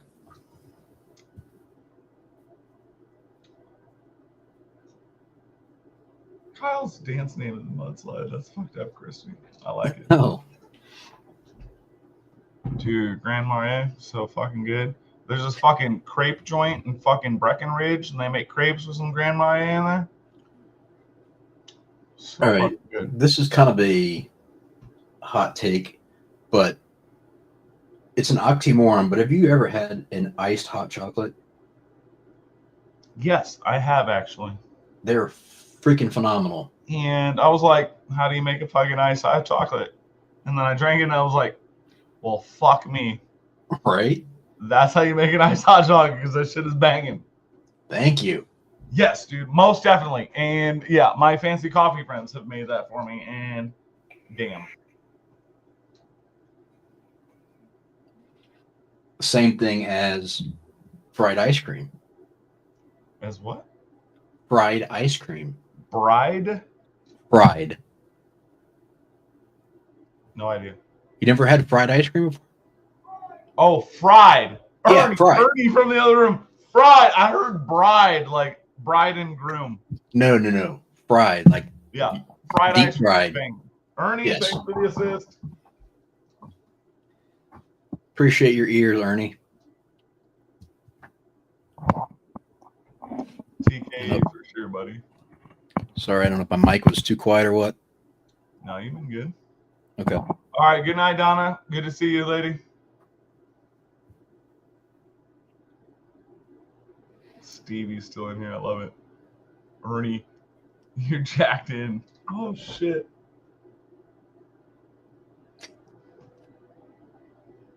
Arnie, isn't it your bedtime? Oh, that dude is a pumpkin right now. That dude is pumpkin spice right now.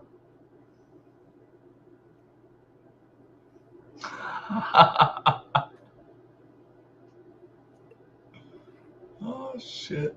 That's TKE, dude, we fry everything here. You got to go to one of our fairs. You can fry literally anything that's possible to eat. We'll fry it. Neil.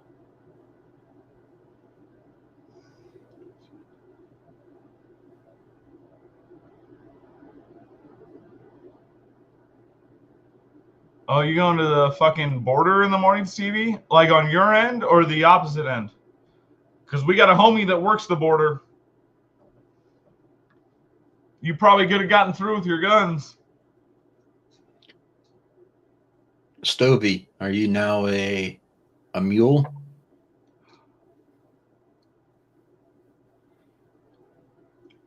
Matt, don't ever say that on my live again. Matt, probably. I mean, I'd try it. Disgusting. But I'm also a very kids menu eater. I love nuggies and ranch. I mean, I love nuggies, but ranch is for bad tasting food. No, I disagree. I'm weird about condiments, though. It's just a personal thing. Even if I sound like an asshole when I'm talking about it, it's still personal. Yeah, it works. I'm just a fucking asshole. But I'm literally probably the pickiest eater ever. So I that's why I always have hard time with the food discussions. No, me too, man. Texture, fucking all kinds of shit, man. Yeah. Fucks me up. Like, we're both on the spectrum in that fashion, buddy. Yeah, I'm lucky that I don't like fancy foods because it saved me a lot of money with my life. I'm a very simple eater. Like, if I went to a fucking Michelin star restaurant, I wouldn't eat anything. I want pub food. Yep. Burgers, tenders, fucking quesadillas. 100%, buddy. Basic stuff. I don't care if it's made with the most high-end ingredients. I still want that exact same pub food. Yep. Yeah. I'm the same way, man. Like, I love fruit flavored things, but I don't like fruit because I don't like the texture. Nope. I don't eat no fruit except bananas, and I gotta slice them. I like bananas. I like cantaloupe. And I like watermelon if it's super, super ripe. That's about it. And seedless, yeah. But I'd love, like, if you give me something flavored like a strawberry or blueberry or well, not really blueberry. I don't like blueberry, but anything else, I'm good with the flavored things. But Awesome. Yeah, that depends on me. Yeah, for sure. I like berry stuff, like raspberries, blackberries, all that shit. Yeah. That's what this is. You hear a fucking juice head. Who's got juice? Kyle's got juice. Kyle's got juice. Kyle's got juice. Amen. I got so much right now, it's ridiculous. I just got my order in. I got enough for like 6 months. Sounds like you're about to go ass to ass. I'm not into that. Is the fridge gonna get you then? I don't know what's happening.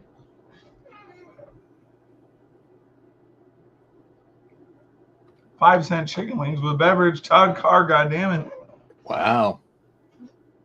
That's crazy. I remember the B-dubs doing the 25-cent, but Ernie was talking about B-dubs to me the other day, and apparently they used to fry all their stuff in beef tallow, and then they changed to basic fucking oil, which is why their shit isn't as good. I haven't been there in years because a couple reasons. One, they're not that great, and two, they're overpriced. The only reason I used to go there is because I had a hookup, so I used to get free food there all the time. But yeah, it was either a hookup or like it was already like a work hangout or something else. Yeah, Arshier, I have, but now I've got a connection where I get it so cheap it's not beneficial to deal that. So She getting that fucking you getting the vape juice straight from the plug, homie?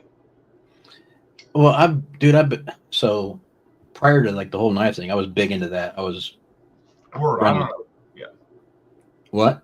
I don't know shit about that world. Yeah, I was big into that as a hobby and like collector and high end stuff and Building rigs and shit. yeah.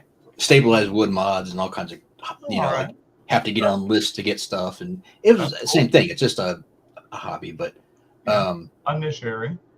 I made a lot of friends and I did some consulting work for some companies. So I've got some friends over the years on that. So Nice.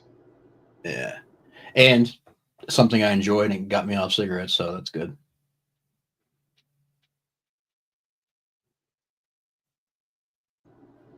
I mean, I love fucking smoking, but is it retarded? In theory, yes. Yeah, I mean when I quit, I was a 2-pack a day. It's like, yeah, I'm not quite there. I've never been there. I've always been a pack to pack and a half my whole life. I've been smoking since I was about 10, but I don't know. Even when I was younger, I always think about smoking. I'm like, man, I love smoking, Oh, I loved it. It was great. but it doesn't really do that much for me. It's more like I never time didn't passer. want to. I never not wanted to do it. It was just I thought it would be better not to. So No, totally. I'm not even like arguing that point. I'm just saying like, as much as I love smoking, I love the art of smoking, whether it's weed, cigarettes, I don't give a fuck, cigars. So I've always had this weird inner battle with my cigarettes, even though I love them and I've been smoking them since I was 10. I'm not trying to quit or anything, but it's always been a mental like weird thing to me. Like sometimes I'll be smoking a cigarette and I'll be like, it's kind of fucking retarded. the weird thing was I don't know. It's a fucking weird mental game for me. It always has been. I never wanted to quit, but odd story, I had won a bet off a buddy and he owed me some money, and he was working at a company that was selling the stuff, and he's like, might just pay me in that. Like it's easier for you, just buy that your discount, pay me in that, and then I'll give it a go to see if it does anything. And then like a week later, I'm like, I'm not done smoking. It was like, this is better. And I went from 2 packs a day to 0 a day in like a week. So it was, and never looked back, and I don't miss it. I mean, it's nice.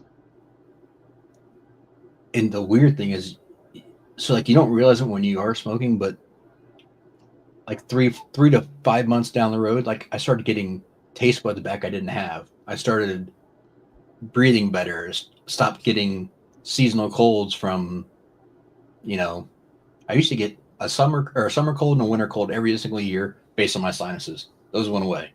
Sure. All right. So there's, I mean, a lot of benefits. Obviously it's healthier for you, but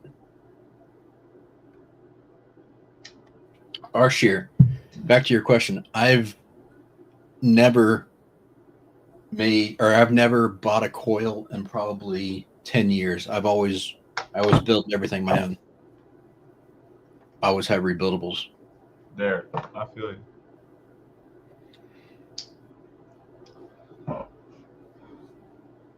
But no, it's just a weird thing, man. Smoking's a weird thing.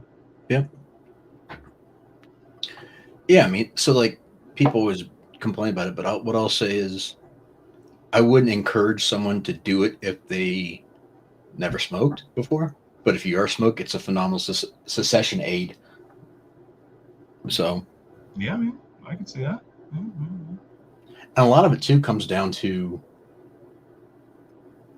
just the habit of, up to your mouth. Yeah, just a constant motion that, everything becomes a habit. What do you do when you have 20 minutes to kill? You fucking smoke a cigarette. Right. And if you're not smoking a cigarette, what the fuck are you doing that 20 minutes? That's where my brain goes now. I'm like, well, I got nothing to do. I'll smoke a cigarette. Using it also too for a calming effect too. Sure. So I'll tell you the one thing I do miss, and this sounds really, really strange, but there's nothing better than smoking a cigarette while you're taking a shit. It is nice. That is one of life's joys. It is one of life's joys. Dude, I talked to, all right, so I grew up with family. We're very close, long story short. The mom quit smoking in our younger years, but she had smoked way before we were born, you know what I mean?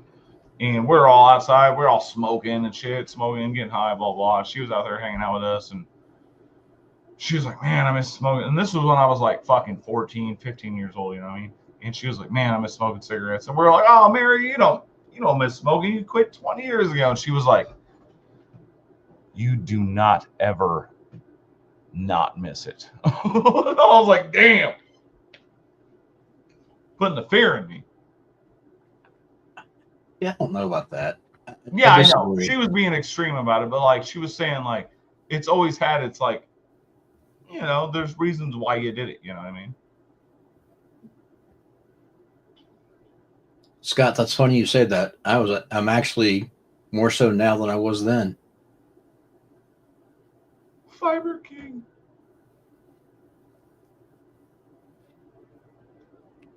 What's up, Terry? Night's Edge. Long time ago, we could have some talks about that.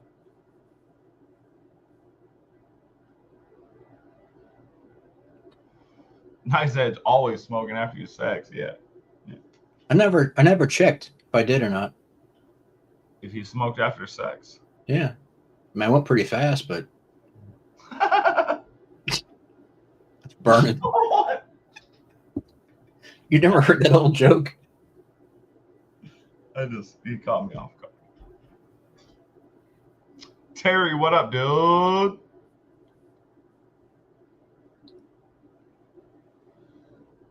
Cheeto, not almost. You don't half-ass everything, man.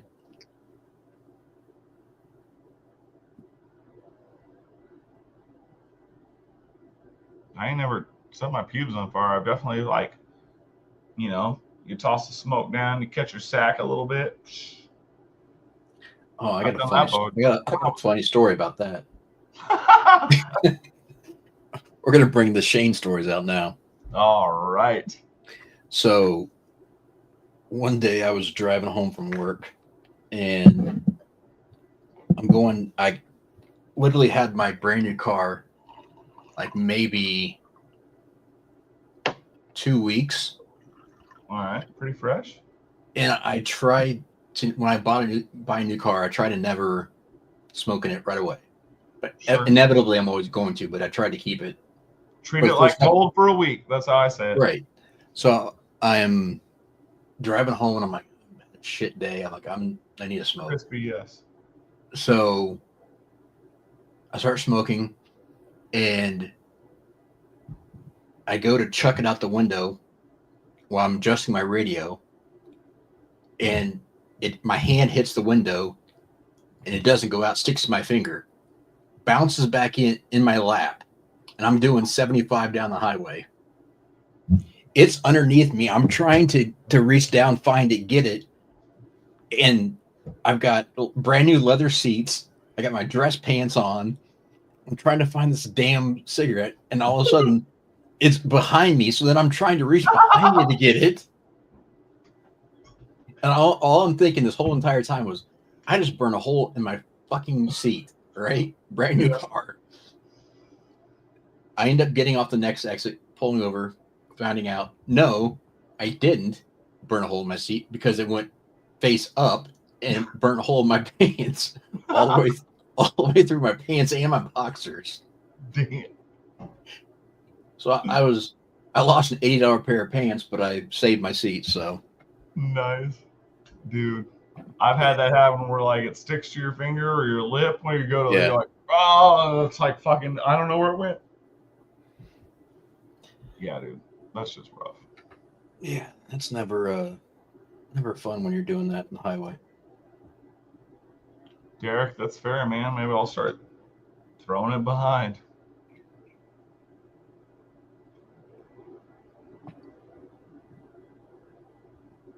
Wait, hold on. Did you have a crotch fire incident? What is happening? Do what? Scott says you had a crotch fire incident. I'm not going to bring up her name anymore. Ron Crow has a question, though. Ron, that is a very good question. So, well, no, I mean, so that's That is the optional. Excuse me. That is the probably most difficult steel to sharpen is a shitty one because you're never going to get a clean burr and it's going to flip from side to side and never want to peel off. So the key on that, honestly, is start with a medium grit stone. Don't start with coarse stone, so that way you're not creating as big of a burr. And when you have to deburr on the stone, excuse me, on the stone. And when you're done, run it through wood. So take a piece of wood like this and run the edge through the wood several times, and that'll help peel the burr off versus trying to do it on a leather strop. Kyle knows his shit.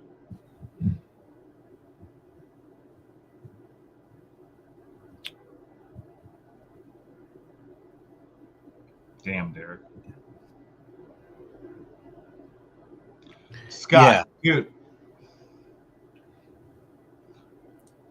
I'm only going to bring this up real shortly, but the amount of custom knife makers that don't know what the fuck their heat treating is doing astounds me. Oh, no. He wasn't treating them at all for a while. Now he is, but he wasn't treating them at all. No, I'm saying there's a lot of custom knife makers that sell knives like I do. That treat them poorly. I agree. That they don't even know. They're like, test them. Why would I test them? Right. What's up, Drinkwater? How can you charge $1,000 plus and be like, I don't know what my heat treat did? How can you do that? It really hurts me mentally. Ron, if it's China D2, then it's gonna be basically pot steel. And I'm not trying to knock on that, but just they have ruined D2 because they really don't use D2. It's their own proprietary. Dude, I just got a fucking sweet D2 Remet from some fucking clone loving bastard. Oh yeah, how's that? I don't know. It's fine. It feels like a good knife, but I don't know. I just got it yesterday. I won it in a fucking giveaway, and then I found out this dude like supports clones or knockoffs, whatever you want to call them. Yeah. Yeah, he's got like a fucking knockoff of everything, McNeese and fucking a whole bunch of things. Yeah, I don't support that shit, but me fucking neither. And when I found out about that, I was talking shit to him live, but I won a fucking knife from him, and he still sent it to me, and I was like, dude, yeah, how do I know you're not sending me a fucking clone? Because they don't clone shit like that. Yeah, exactly. And then I found out it was a Chinese knife, so yeah. But fuck that guy. Yeah. I just don't support. I mean, if people buy it with their own money, do whatever you want, but I just don't support the outward glorifying of it. So. Nor do I, because it does fucking take money out of my fucking pocket. Not that I'm important enough to have my shit cloned, but I'm saying like in the same sense of the other makers that do. It's the same fucking thing. If y'all don't watch McNee's fucking podcast with Boat Right Blade Works, you should. One of his episodes, he talks about motherfuckers knocking off his shit. Yep. And I support everything that motherfucker said. Well, it's your intellectual property. It's your design. It's your effort that gets ripped off. And my problem with the dude that I was talking about, the channel I won this bullshit from, he was on there and he was like, trying to argue with the fact that it doesn't hurt fucking makers because whatever fucking reason he came up with. And I was real pissed, so I just stopped engaging. But yeah, fuck those people. Regardless of whether that person was going to buy the real one or not, it's still theft. It's still. That's what I'm saying. It still affects us because it takes away our property intellectually. You know what I mean? Like. Yeah, I mean it's an infringement, and it is what it is. But unfortunately, you can't have rational conversations with people who don't give a shit about morals. So. Derek, and that's part of the. This is serious here. Okay, let me see. That was part of his argument, but if you're buying that, it just cheapens my name. It cheapens my product. It cheapens my design. You know what I mean? Like, why would anyone buy my shit if they can get something for $50? Derek, what I'll say to that is the vast majority, not everybody, but the vast majority of people will be content buying the knockoff and never spend the money to buy the real one. Now, I'm not saying everybody, because people definitely do it. They try it and they say, okay, I like the design. I'm going to buy the real one. I get that. Sure. But that is not the majority of the people who do that. But just the trying it still fucks us over because it's out there already. And they also think that equivalent to the quality of the real one, which is not the case in the majority of the time, right? Yes. I'm speaking in generality, so don't say this as, not everybody's the same, but even Jonathan McNeese said, sure, they might somehow make a better knife, but that doesn't fucking matter. If they're putting his fucking name on it, that doesn't matter. Like, make your own shit if you can make a better knife. Right. And so my point of that is, if you can't afford the real one, A, don't buy the clone, buy something that's an original design that's cheaper, or B, you save up and you get the real one eventually. Yep. Those are the two best options at that point. For sure. Not saying that you have to buy an expensive knife. You can buy a budget knife and just buy an original design. Yes. But buying clones is not good for anybody. So no, it's bad for the whole business overall. Because here's the thing, and I'm not going to get too far in the weeds, but there's no solid company who makes clones. Period. Nope. Right now it's Greenthorn. It used to be something else. Now there's another one. Like, whatever. Well, I meant as far as they don't operate as on the up and up. So they're not, yes. I'm not going to be doing business with someone like that. So most definitely not. That's like, fuck, dude. Half that shit's the reason that I won't, and I don't down nobody, like, make money. I believe in capitalism. You know how it is. Right. But I personally won't send any of my designs to get made by a different country because I don't care if it's China or Scandinavia or fucking England. I don't give a fuck. Well, you have recourse with other places, though. That's the issue. You don't have recourse with China. Right. But I'm saying that's why I don't want to do that. I want to keep everything either in-house or fucking here.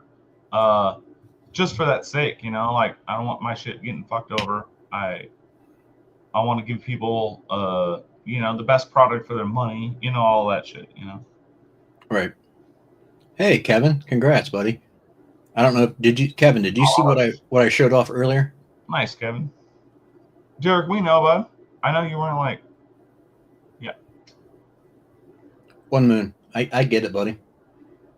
And that's the thing is, right now, unfortunately, I've said this before, everybody is stuck with the keeping up with the Joneses and having to buy the latest and greatest, the new budget knife that comes out every week because it's getting promoted by every reviewer saying it's the best budget knife ever made.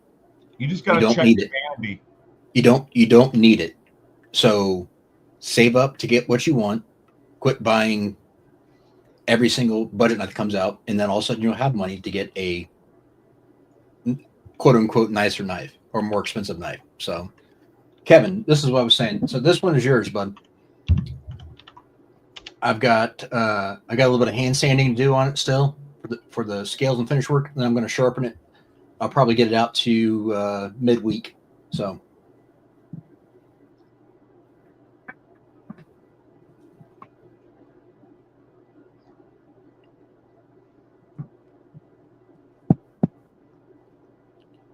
crispy. Amen.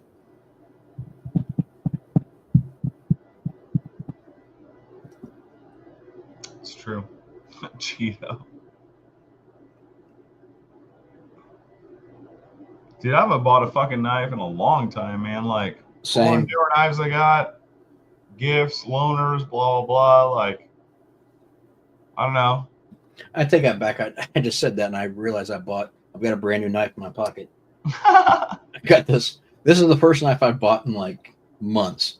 This is the saber tooth. Oh shit, Ray Laconico?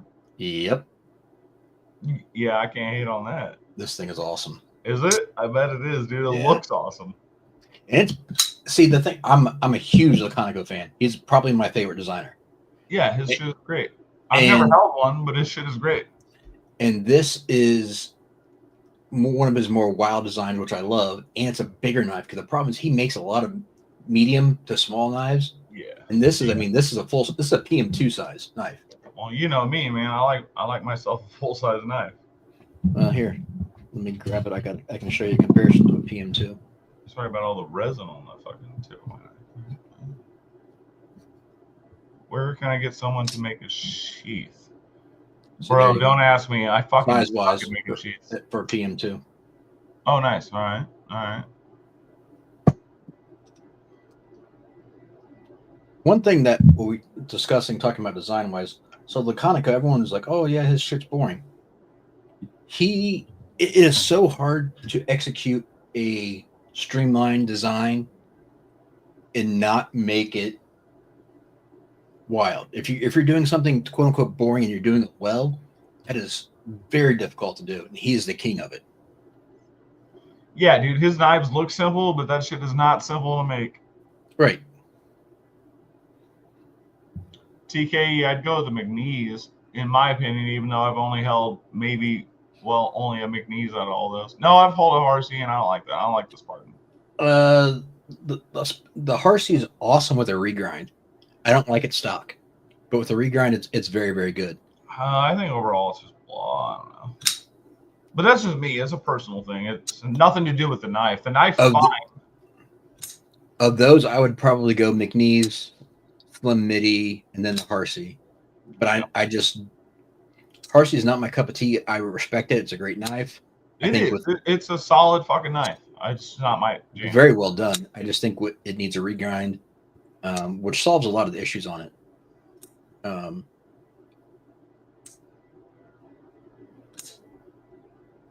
Derek, they're sold out, but these were like $140.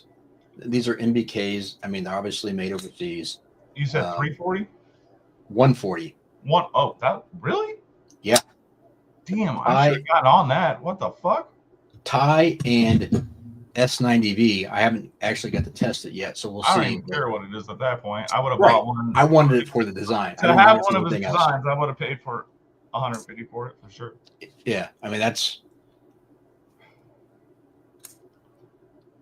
the one thing that I wanted it for design, and it's a blank canvas, so I can do some mod work to it. Yeah, for sure.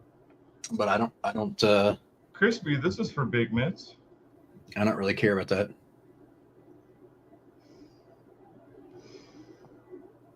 I know, Terry, you hate it, but that's okay.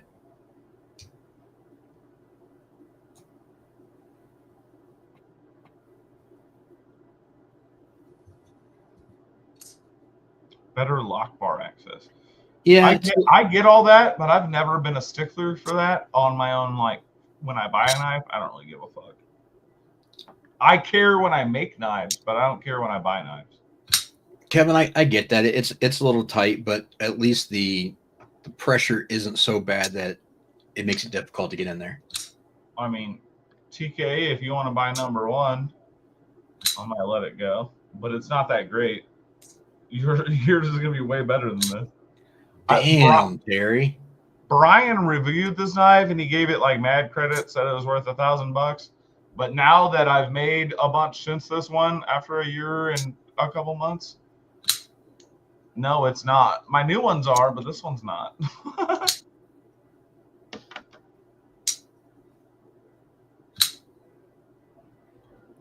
Arshir, are yours full flat or are they the hollows? I wish you would just go to hollows on everything, personally, with that design. Yeah, I've only held a few McNeese. I like them, but I don't like how short they are. I wish they had more handle for me. The 3.5's not bad. I don't know. Well, maybe I never held one of those.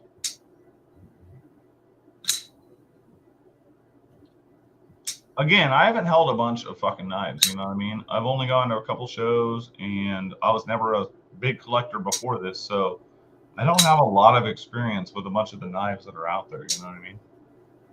Yeah, I've never been to a show. You never, dude. You got to come someday. Yeah, I mean, I got it's reasons. only cool to hang out with the homies. Like the knife show, it's Right. neat, No, I but get it's like that. going to a swap meet. Like whatever. Hanging out with the homies is where it's at. No, I get that, but there are reasons that I don't. But Okay, that's fine. I mean, on top of whatever reason you got, dude, it costs a lot of money and it's fucking retarded. yeah, I mean, trust me, I'd love to go kick it. I mean, that'd be fun. But yeah, Todd, you can fix it, but it's just it sucks that you need to do it on certain ones.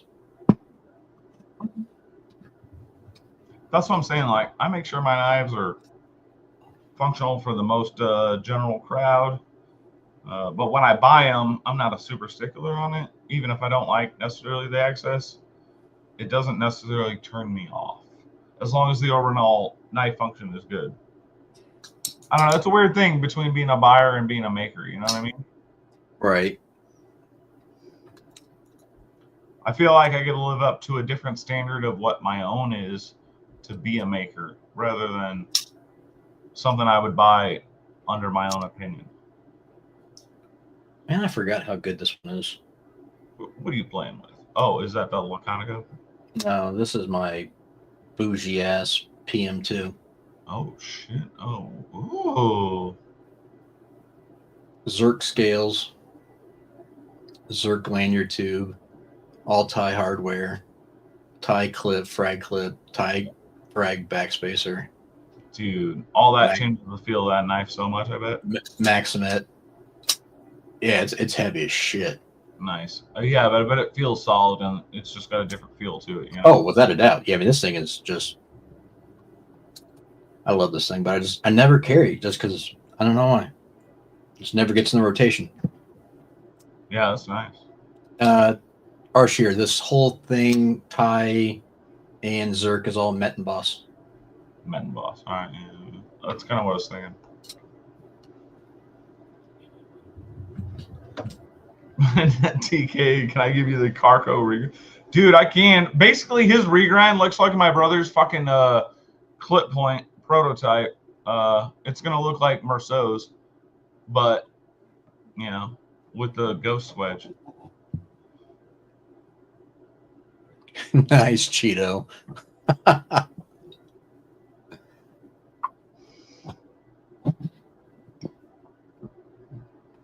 What, Demonoc? What do I do? Cheeto. You know, I do what I can.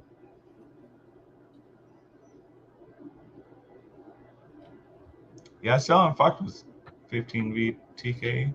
It's a weird steel.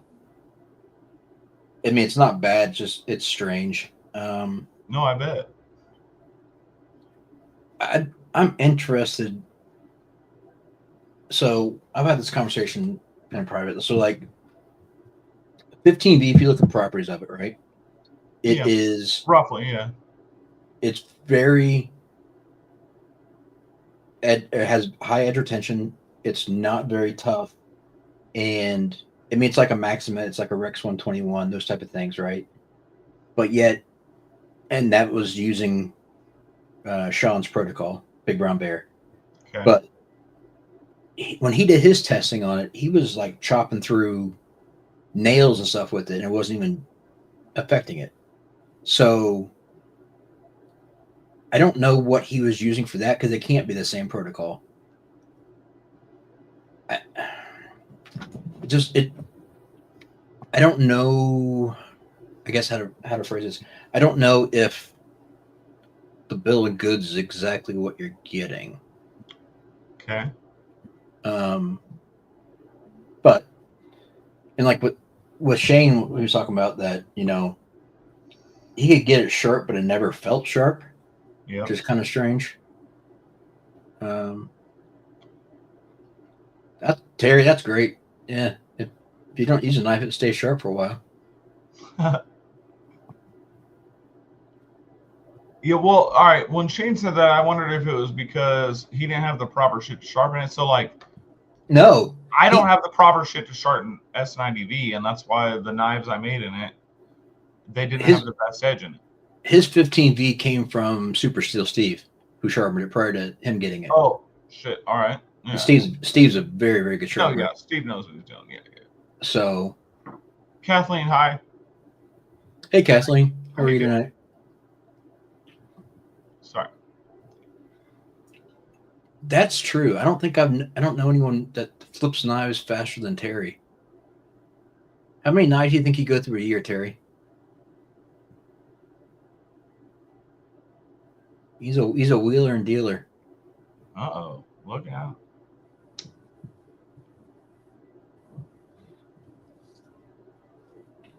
What were you saying about 15? That it doesn't feel sharp, but it'll still cut. It's just a strange beast. Yeah, see, there you go. 4 years, over 1,000. Damn. I'd be curious of that, Terry. How many of them were repeat purchases? Like you bought the same knife again because you missed it. I know there were some for sure. Well, yeah, that always happens. I always see that. That's why, so I've never really been a collector in anything in my whole life. So, when I started entering realms where people collected shit, I'm like, man, you just had this 6 months ago. What the fuck were you doing? Right. I don't know. It's a weird thing, and I'm not shit talking. Collecting is collecting. It's a weird beast to live in. I've just never been able to do it myself. Yeah, I've never had enough money to and or care to. It's a weird obsession where it becomes you have to borderline keep it between hoarding and getting obsessed with something. Yeah, see, I only inactively collect Zippos. If I see one while I'm somewhere, whatever, vacation at a fucking thrift shop, sure. Or somebody will give me one, but I never really I gotta get the latest and greatest Zippo. I've never been that guy, you know what I mean? And I'm not knocking that aspect of collecting. I'm just that's never been me. I got too many hobbies to put all my money in one basket, you know what I mean? All right, I get that. That's why usually I hop from hobby to hobby. When I don't continue with the other ones once because I can't swing because I go deep when I get into a hobby. Typically. Exactly, once you fucking zone out on it, that's all that exists. Yeah. Todd, I saw the same thing, and that was very confusing because it doesn't match any practicality as far as what it should do. It's true. That's why custom heat treats are the best. Yeah, but the thing is, I just don't. I'm not putting out any ill will or saying anything was done negligently, but it's strange how I don't know if that was the exact same protocol that's being used because that just doesn't make sense. It doesn't coexist with what the properties of that steel are. So if it is the same protocol, then that's freaking awesome. I just don't know. True. Yeah, Terry, I knew you had a bunch of those.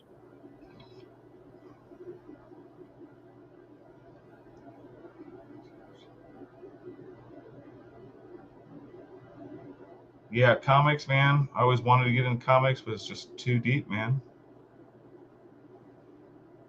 It's too deep to collect. I want to read them all, but I can read all that shit for free. I ain't trying to buy them all. I wish I owned all the Spawn comics, though, just due to the art. I love that shit. I never got into comics. Me neither. I've gotten more interested in them the older I've gotten, and because it's more accessible for free, you know what I mean? I can read whatever I want online. Yeah. But I always appreciated the art when I was younger. I just never cared about buying them. When I was a kid, I was more into. I mean, I wouldn't say more. I was only into sports and baseball cards and collecting that kind of stuff than I was anything Yeah. else. I mean, baseball cards is the same thing as collecting comic books. You have your own, collection thing, and you have your own hobby. But I wasn't into the comic side of it. But Me neither. I was still, just a different niche, skateboarding, fucking skateboard videos, fucking BMX shit. right, Cheeto lowriders came after baseball cards when I was Low a kid. Dirt. That's when I got into cars. When I got older, when I got into lowriders.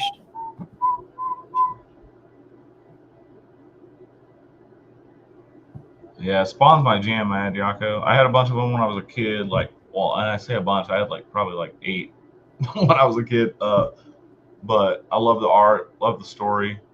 Watched the fucking animated series and shit, and then that's about as far as it went. So that's kind of why I'm never going into movies and stuff. I've never been big into the whole Marvel or any of those type of comic movies because I never got into the book, so I never was a fan of any of the specific characters or whatever. Yeah, you don't know the whole story, so you don't Yeah. care. Yeah.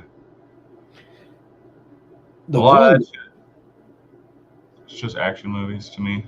the one I did like, I will say this is the series, but I only watched I think season 1 and part of season 2. I never finished it. Was Daredevil. Dude, Daredevil was good actually. With what was the bigger dude with the bald guy? Yep. Yeah, that was a pretty good series. They're coming out with a continuance. Are they? I didn't know if they continued doing it or stopped. I quit during the second season. No, first of all, it did finish out pretty good. Second of all, the new one coming out is supposed to be a little bit darker and more violent than that one was. Oh wow, nice. Yeah. That series was fucking solid, homie. I liked it. But there was a bunch of other they held the whole Jessica Jones and all those other ones, Iron Fist and all that shit. And those were all super mediocre, but Daredevil was fucking solid. if this tells you anything, I think the last. Well, no, I can't take it back. I was gonna say the last comic movie I saw was Iron Man 1, but no, because I watched the Deadpools. I think they're funny. Oh yeah. I mean, I've seen a bunch of the Marvel movies, and most of them are mediocre as fuck for sure. Actually, all of them are mediocre as fuck. Nice. No, yeah, The Punisher was super good too. They're talking about doing a continuance of that. We'll see if it fucking happens.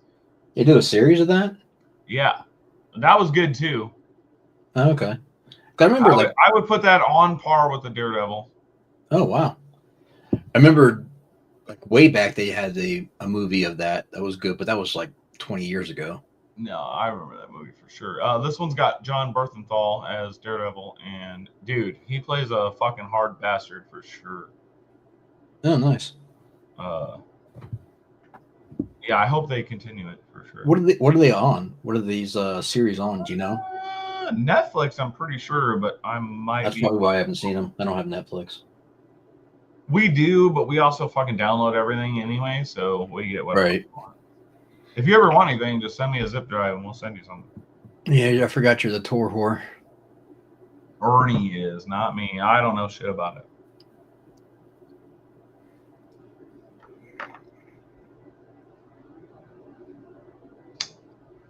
Crispy, I didn't see what you said, buddy. My humor's in. I didn't see what you said either. My bad. I can't keep up. Nice. That's not what you were doing with those. That's not what I was doing with them. Holy shit. You remember the fucking bra ads? Holy goddamn. Woo!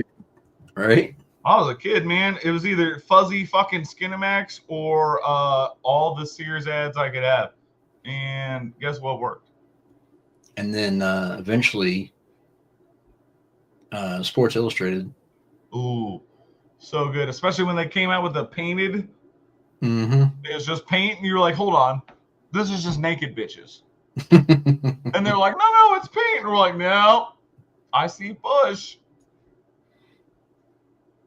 Yeah, totally. What's up, Bluminati? Oh shit, Bluminati, what up, dude?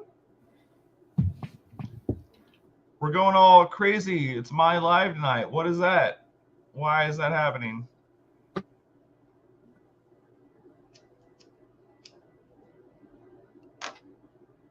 I remember Jessica Rabbit. Bro. Yeah. That movie in and of itself, all-time fucking greats in my mind.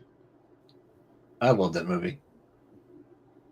And then you got Jessica Rabbit, and then you seen Cool World too, right? Then I think so, but with Brad Pitt, it's the same thing. It's like cartoon in real life, right? But it's been so long since yeah. And then Sin City. Yep. Yeah, those were all good. But yeah, Roger Rabbit, dude, that is one of my all-time fucking favorite movies ever. I remember watching as a kid and it being my favorite movie, and then like becoming a teenager and be like, damn, I didn't really get this when I was a kid. Right. And then becoming an adult and be like, damn, there was still shit I didn't get as a teenager. You know what I mean? Like, dude, a lot of those old kids movies were like that, man. You just didn't catch half of it. Yeah, just like, and there's a few of them that still hold up, and that's one of them. But there's not a lot of them that hold up. No, but that one, yeah, for sure. I don't watch any new kid stuff because obviously I don't have an interest in that or don't have kids. But I don't know if they still do a lot of the hidden gems for adults or not.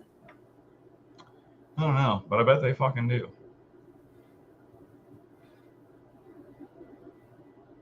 TK, anything Carmen Electra or Salma Hayek was it?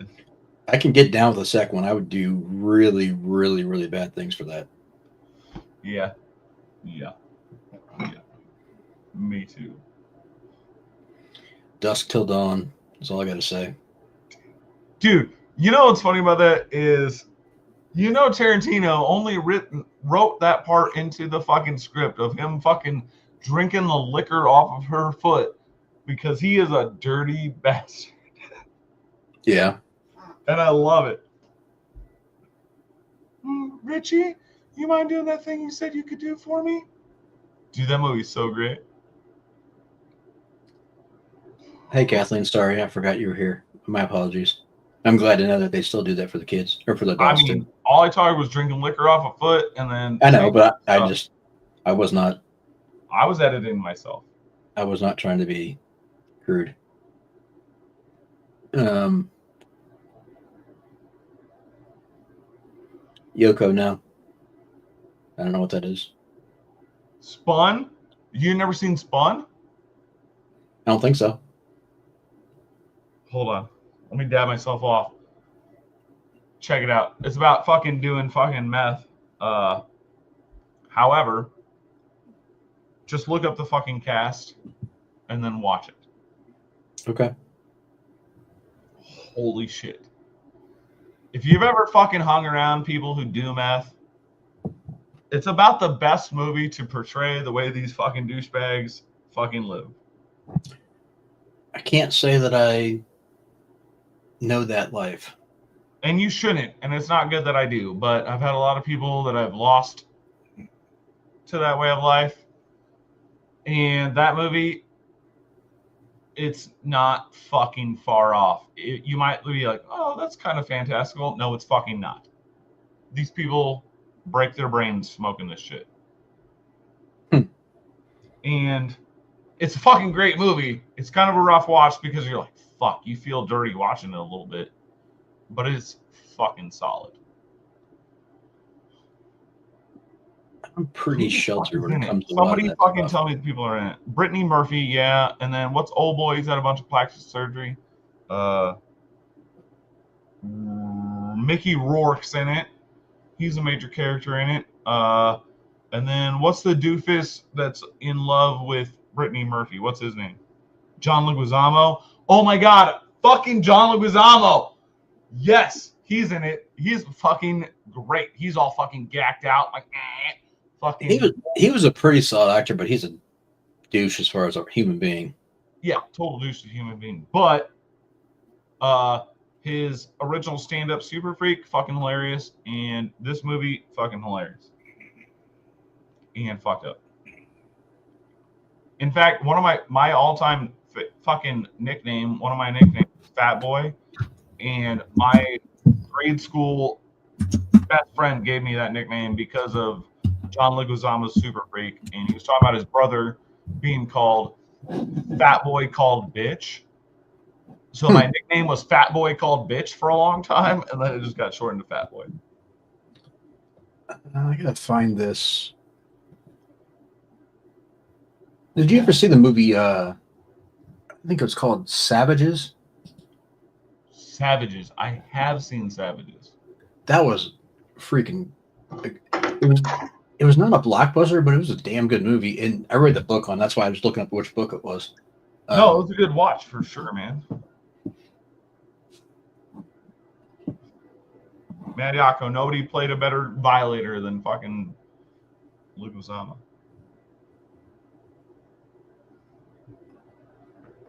I'm more of a. I don't know. I'm big into. I like reading books, but books are good. I haven't read a good book in a while though. I used to read a lot on the iPad because I could actually read faster on there than I could a hardback. Well, I've got a lot of hardbacks too, though.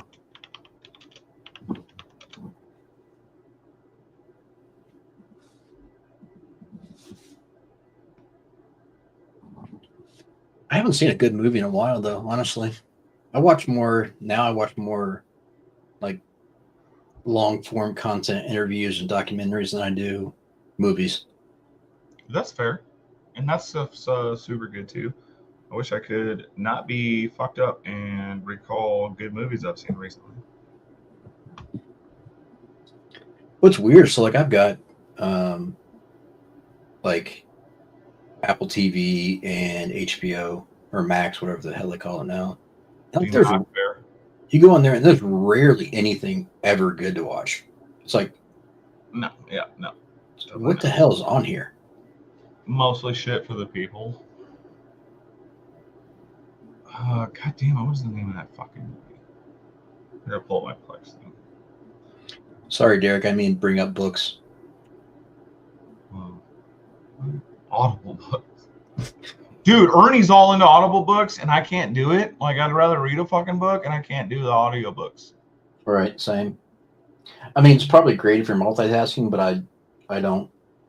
So, like, what you can't see here. So, like, right above this, I've got a wall, and I've got a 34-inch monitor mounted up here.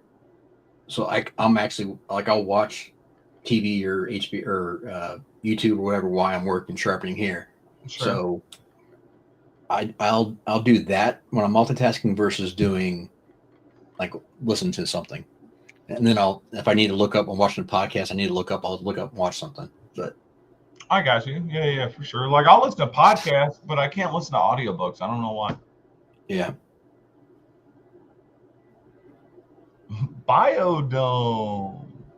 Oh, old Pauly Shore was great. Now it's just sad looking. Automatic shaft lubrication. The Weasel. But yeah, dude, if you've seen any of the stuff him recently, it's just sad.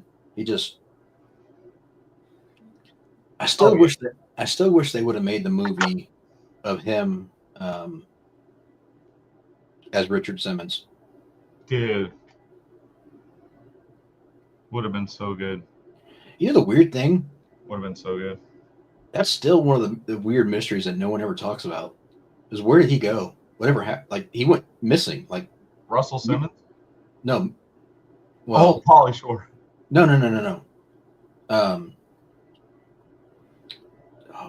What it says his name? Simmons.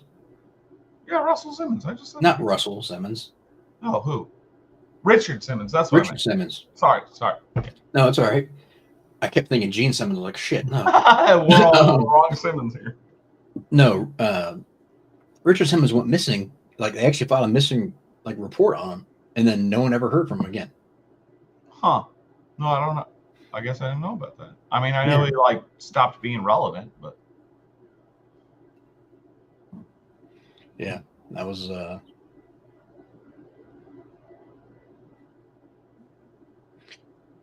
Bloomy. Yeah, some like I never got in. I'm not a Stephen King fan, and I dislike him as a person. But Michael Crichton has done some pretty cool stuff if you're into sci-fi. old Stephen King, like Thinner, that movie was fucking creepy. That was cool. See, I don't do scary movies or horror movies. I'm not into that stuff. I mean, I watch them because I like that idea, but I think almost, well, every one of them suck, even though I still like to watch them. It's fucking weird. Well, Stephen King's also a chomo, so I can't get down with that. Oh, I didn't know that. Yeah.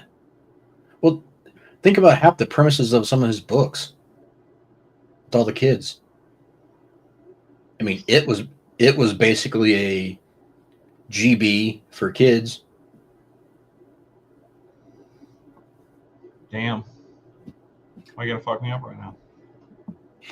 I remember, dude, so my mom got me into reading when I was a kid, and, I've always been into reading books and shit. I read it as a young child, like the whole actual real book. Uh, but damn, no, I didn't know all that. Yeah. Huh. Lord of the Flies, yeah, that's a weird one for sure, Derek.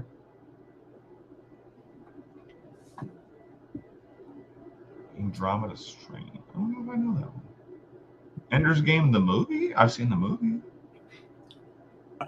So my interests are kind of strange when it comes to I either like history war,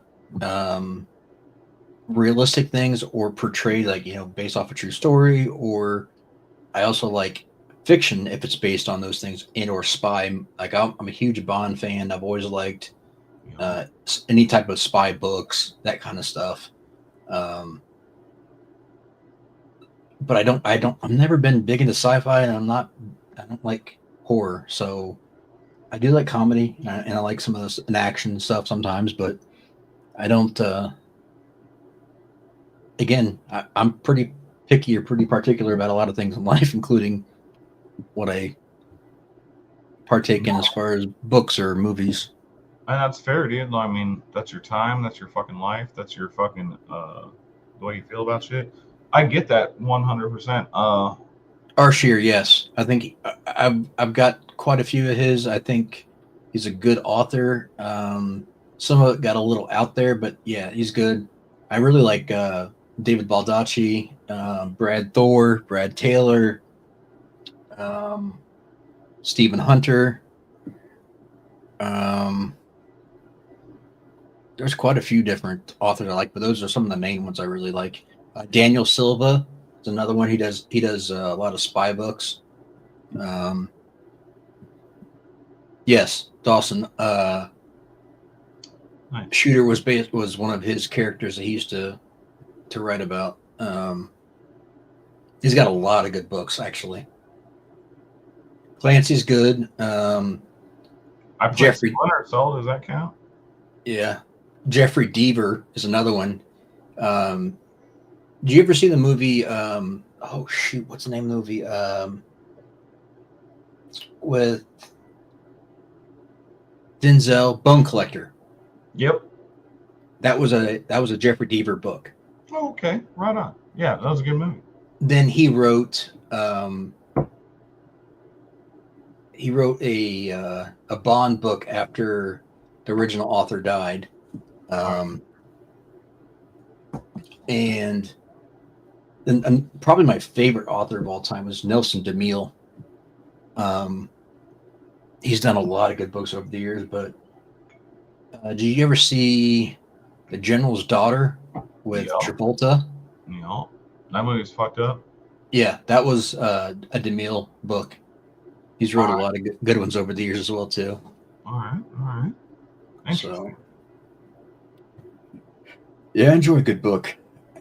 I like sometimes some of the books where you can get some of their repeat characters, so you can follow along. So it's like you kind of the good thing about a book is you imagine everything in your head, so you can visualize a person, like with their surroundings, what they do. Most of. And then if you have a repeating character, you just pick it up like I'm talking to you like I know you, right? Yeah. So you just see everything in your head, and you just goes through. You can speed read it. For sure.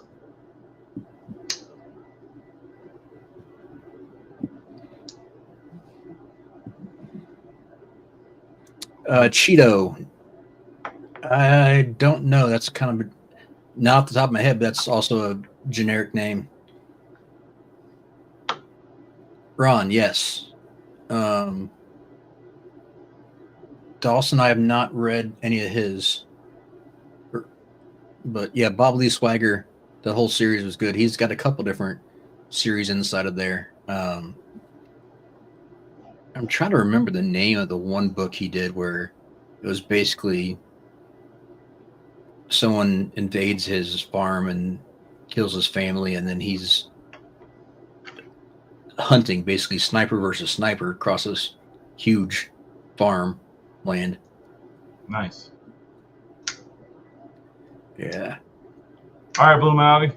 Thanks for tuning in, buddy. Later, Bloom.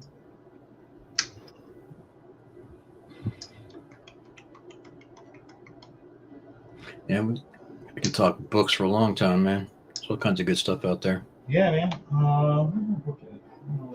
The last book, I'm almost done with it. It's called Rust, and it's literally about Rust. It's super fucking interesting. Some fucking nerd scientist dealing in the corrosion or whatever wrote it, and it goes through sections about different periods in time and talking about corrosion and talks about like the Statue of Liberty, talks about like concrete and like all kinds of other different shit. Like, it's a fucking sweet book. That's cool. Yeah, I'll find it. Fucking Crispy, yeah. I've read some of his. I get the appeal. I never really struck a chord with it. So I did like some of the early Grisham until he got kind of too mainstream and too like just pushing stuff out too quick. Same thing with Stuart Woods. I used to like Stuart Woods a lot, and then he just got to the point where I don't know if he had a contract or he had to push out like 2 books a year, but it was just super fast, and they just weren't quality. Oh God, what's his name? be right back. Yeah.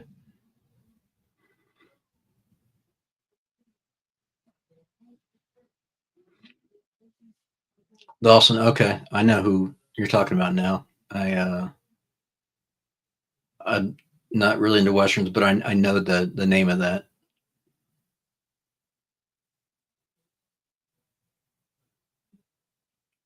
That sounds cool, TK. I bet that's probably a good read.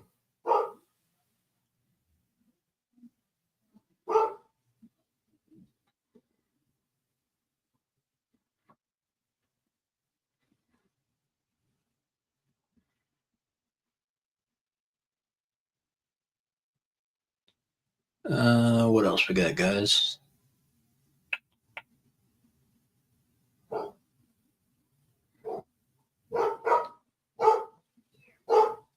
Interesting choices, Demonoc. Not my cup of tea, but I respect those guys.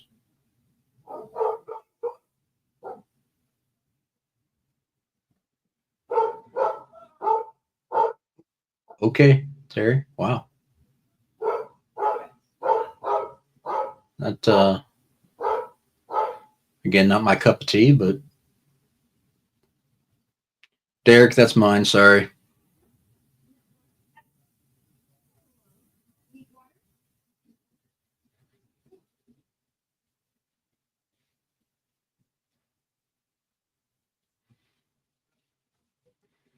Derek, a pity.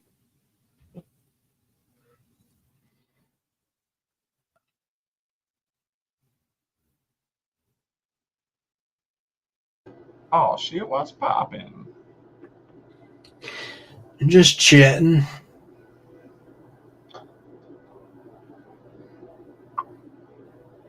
Derek Blue. Bond.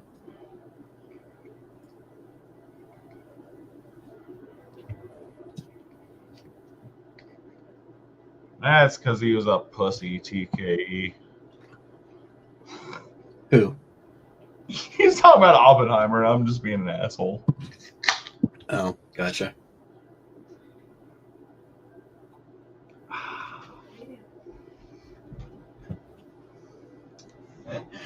Well, shit, people. Still haven't heard from fucking Shane. I bet he's still fucking sleeping. I hope so.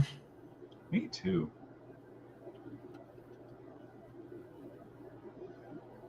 I'm going to bounce soon. I'm gonna try to get a couple of these sanded tonight, and then Yeah. I was thinking about calling it pretty soon myself, so let's just fucking call get it to bed at a decent time. Yeah, that works for me. Yeah, man. I got shit to do tomorrow myself. I want to thank everybody for tuning in. Granted, I've been going live, but this is my first like sit down live, and thanks to Kyle for tuning in. Otherwise, I probably would have signed off fucking an hour ago at least. Yeah, I knew it would be a little awkward, so I figured I'd come on and give you a little a sounding board at least to talk to.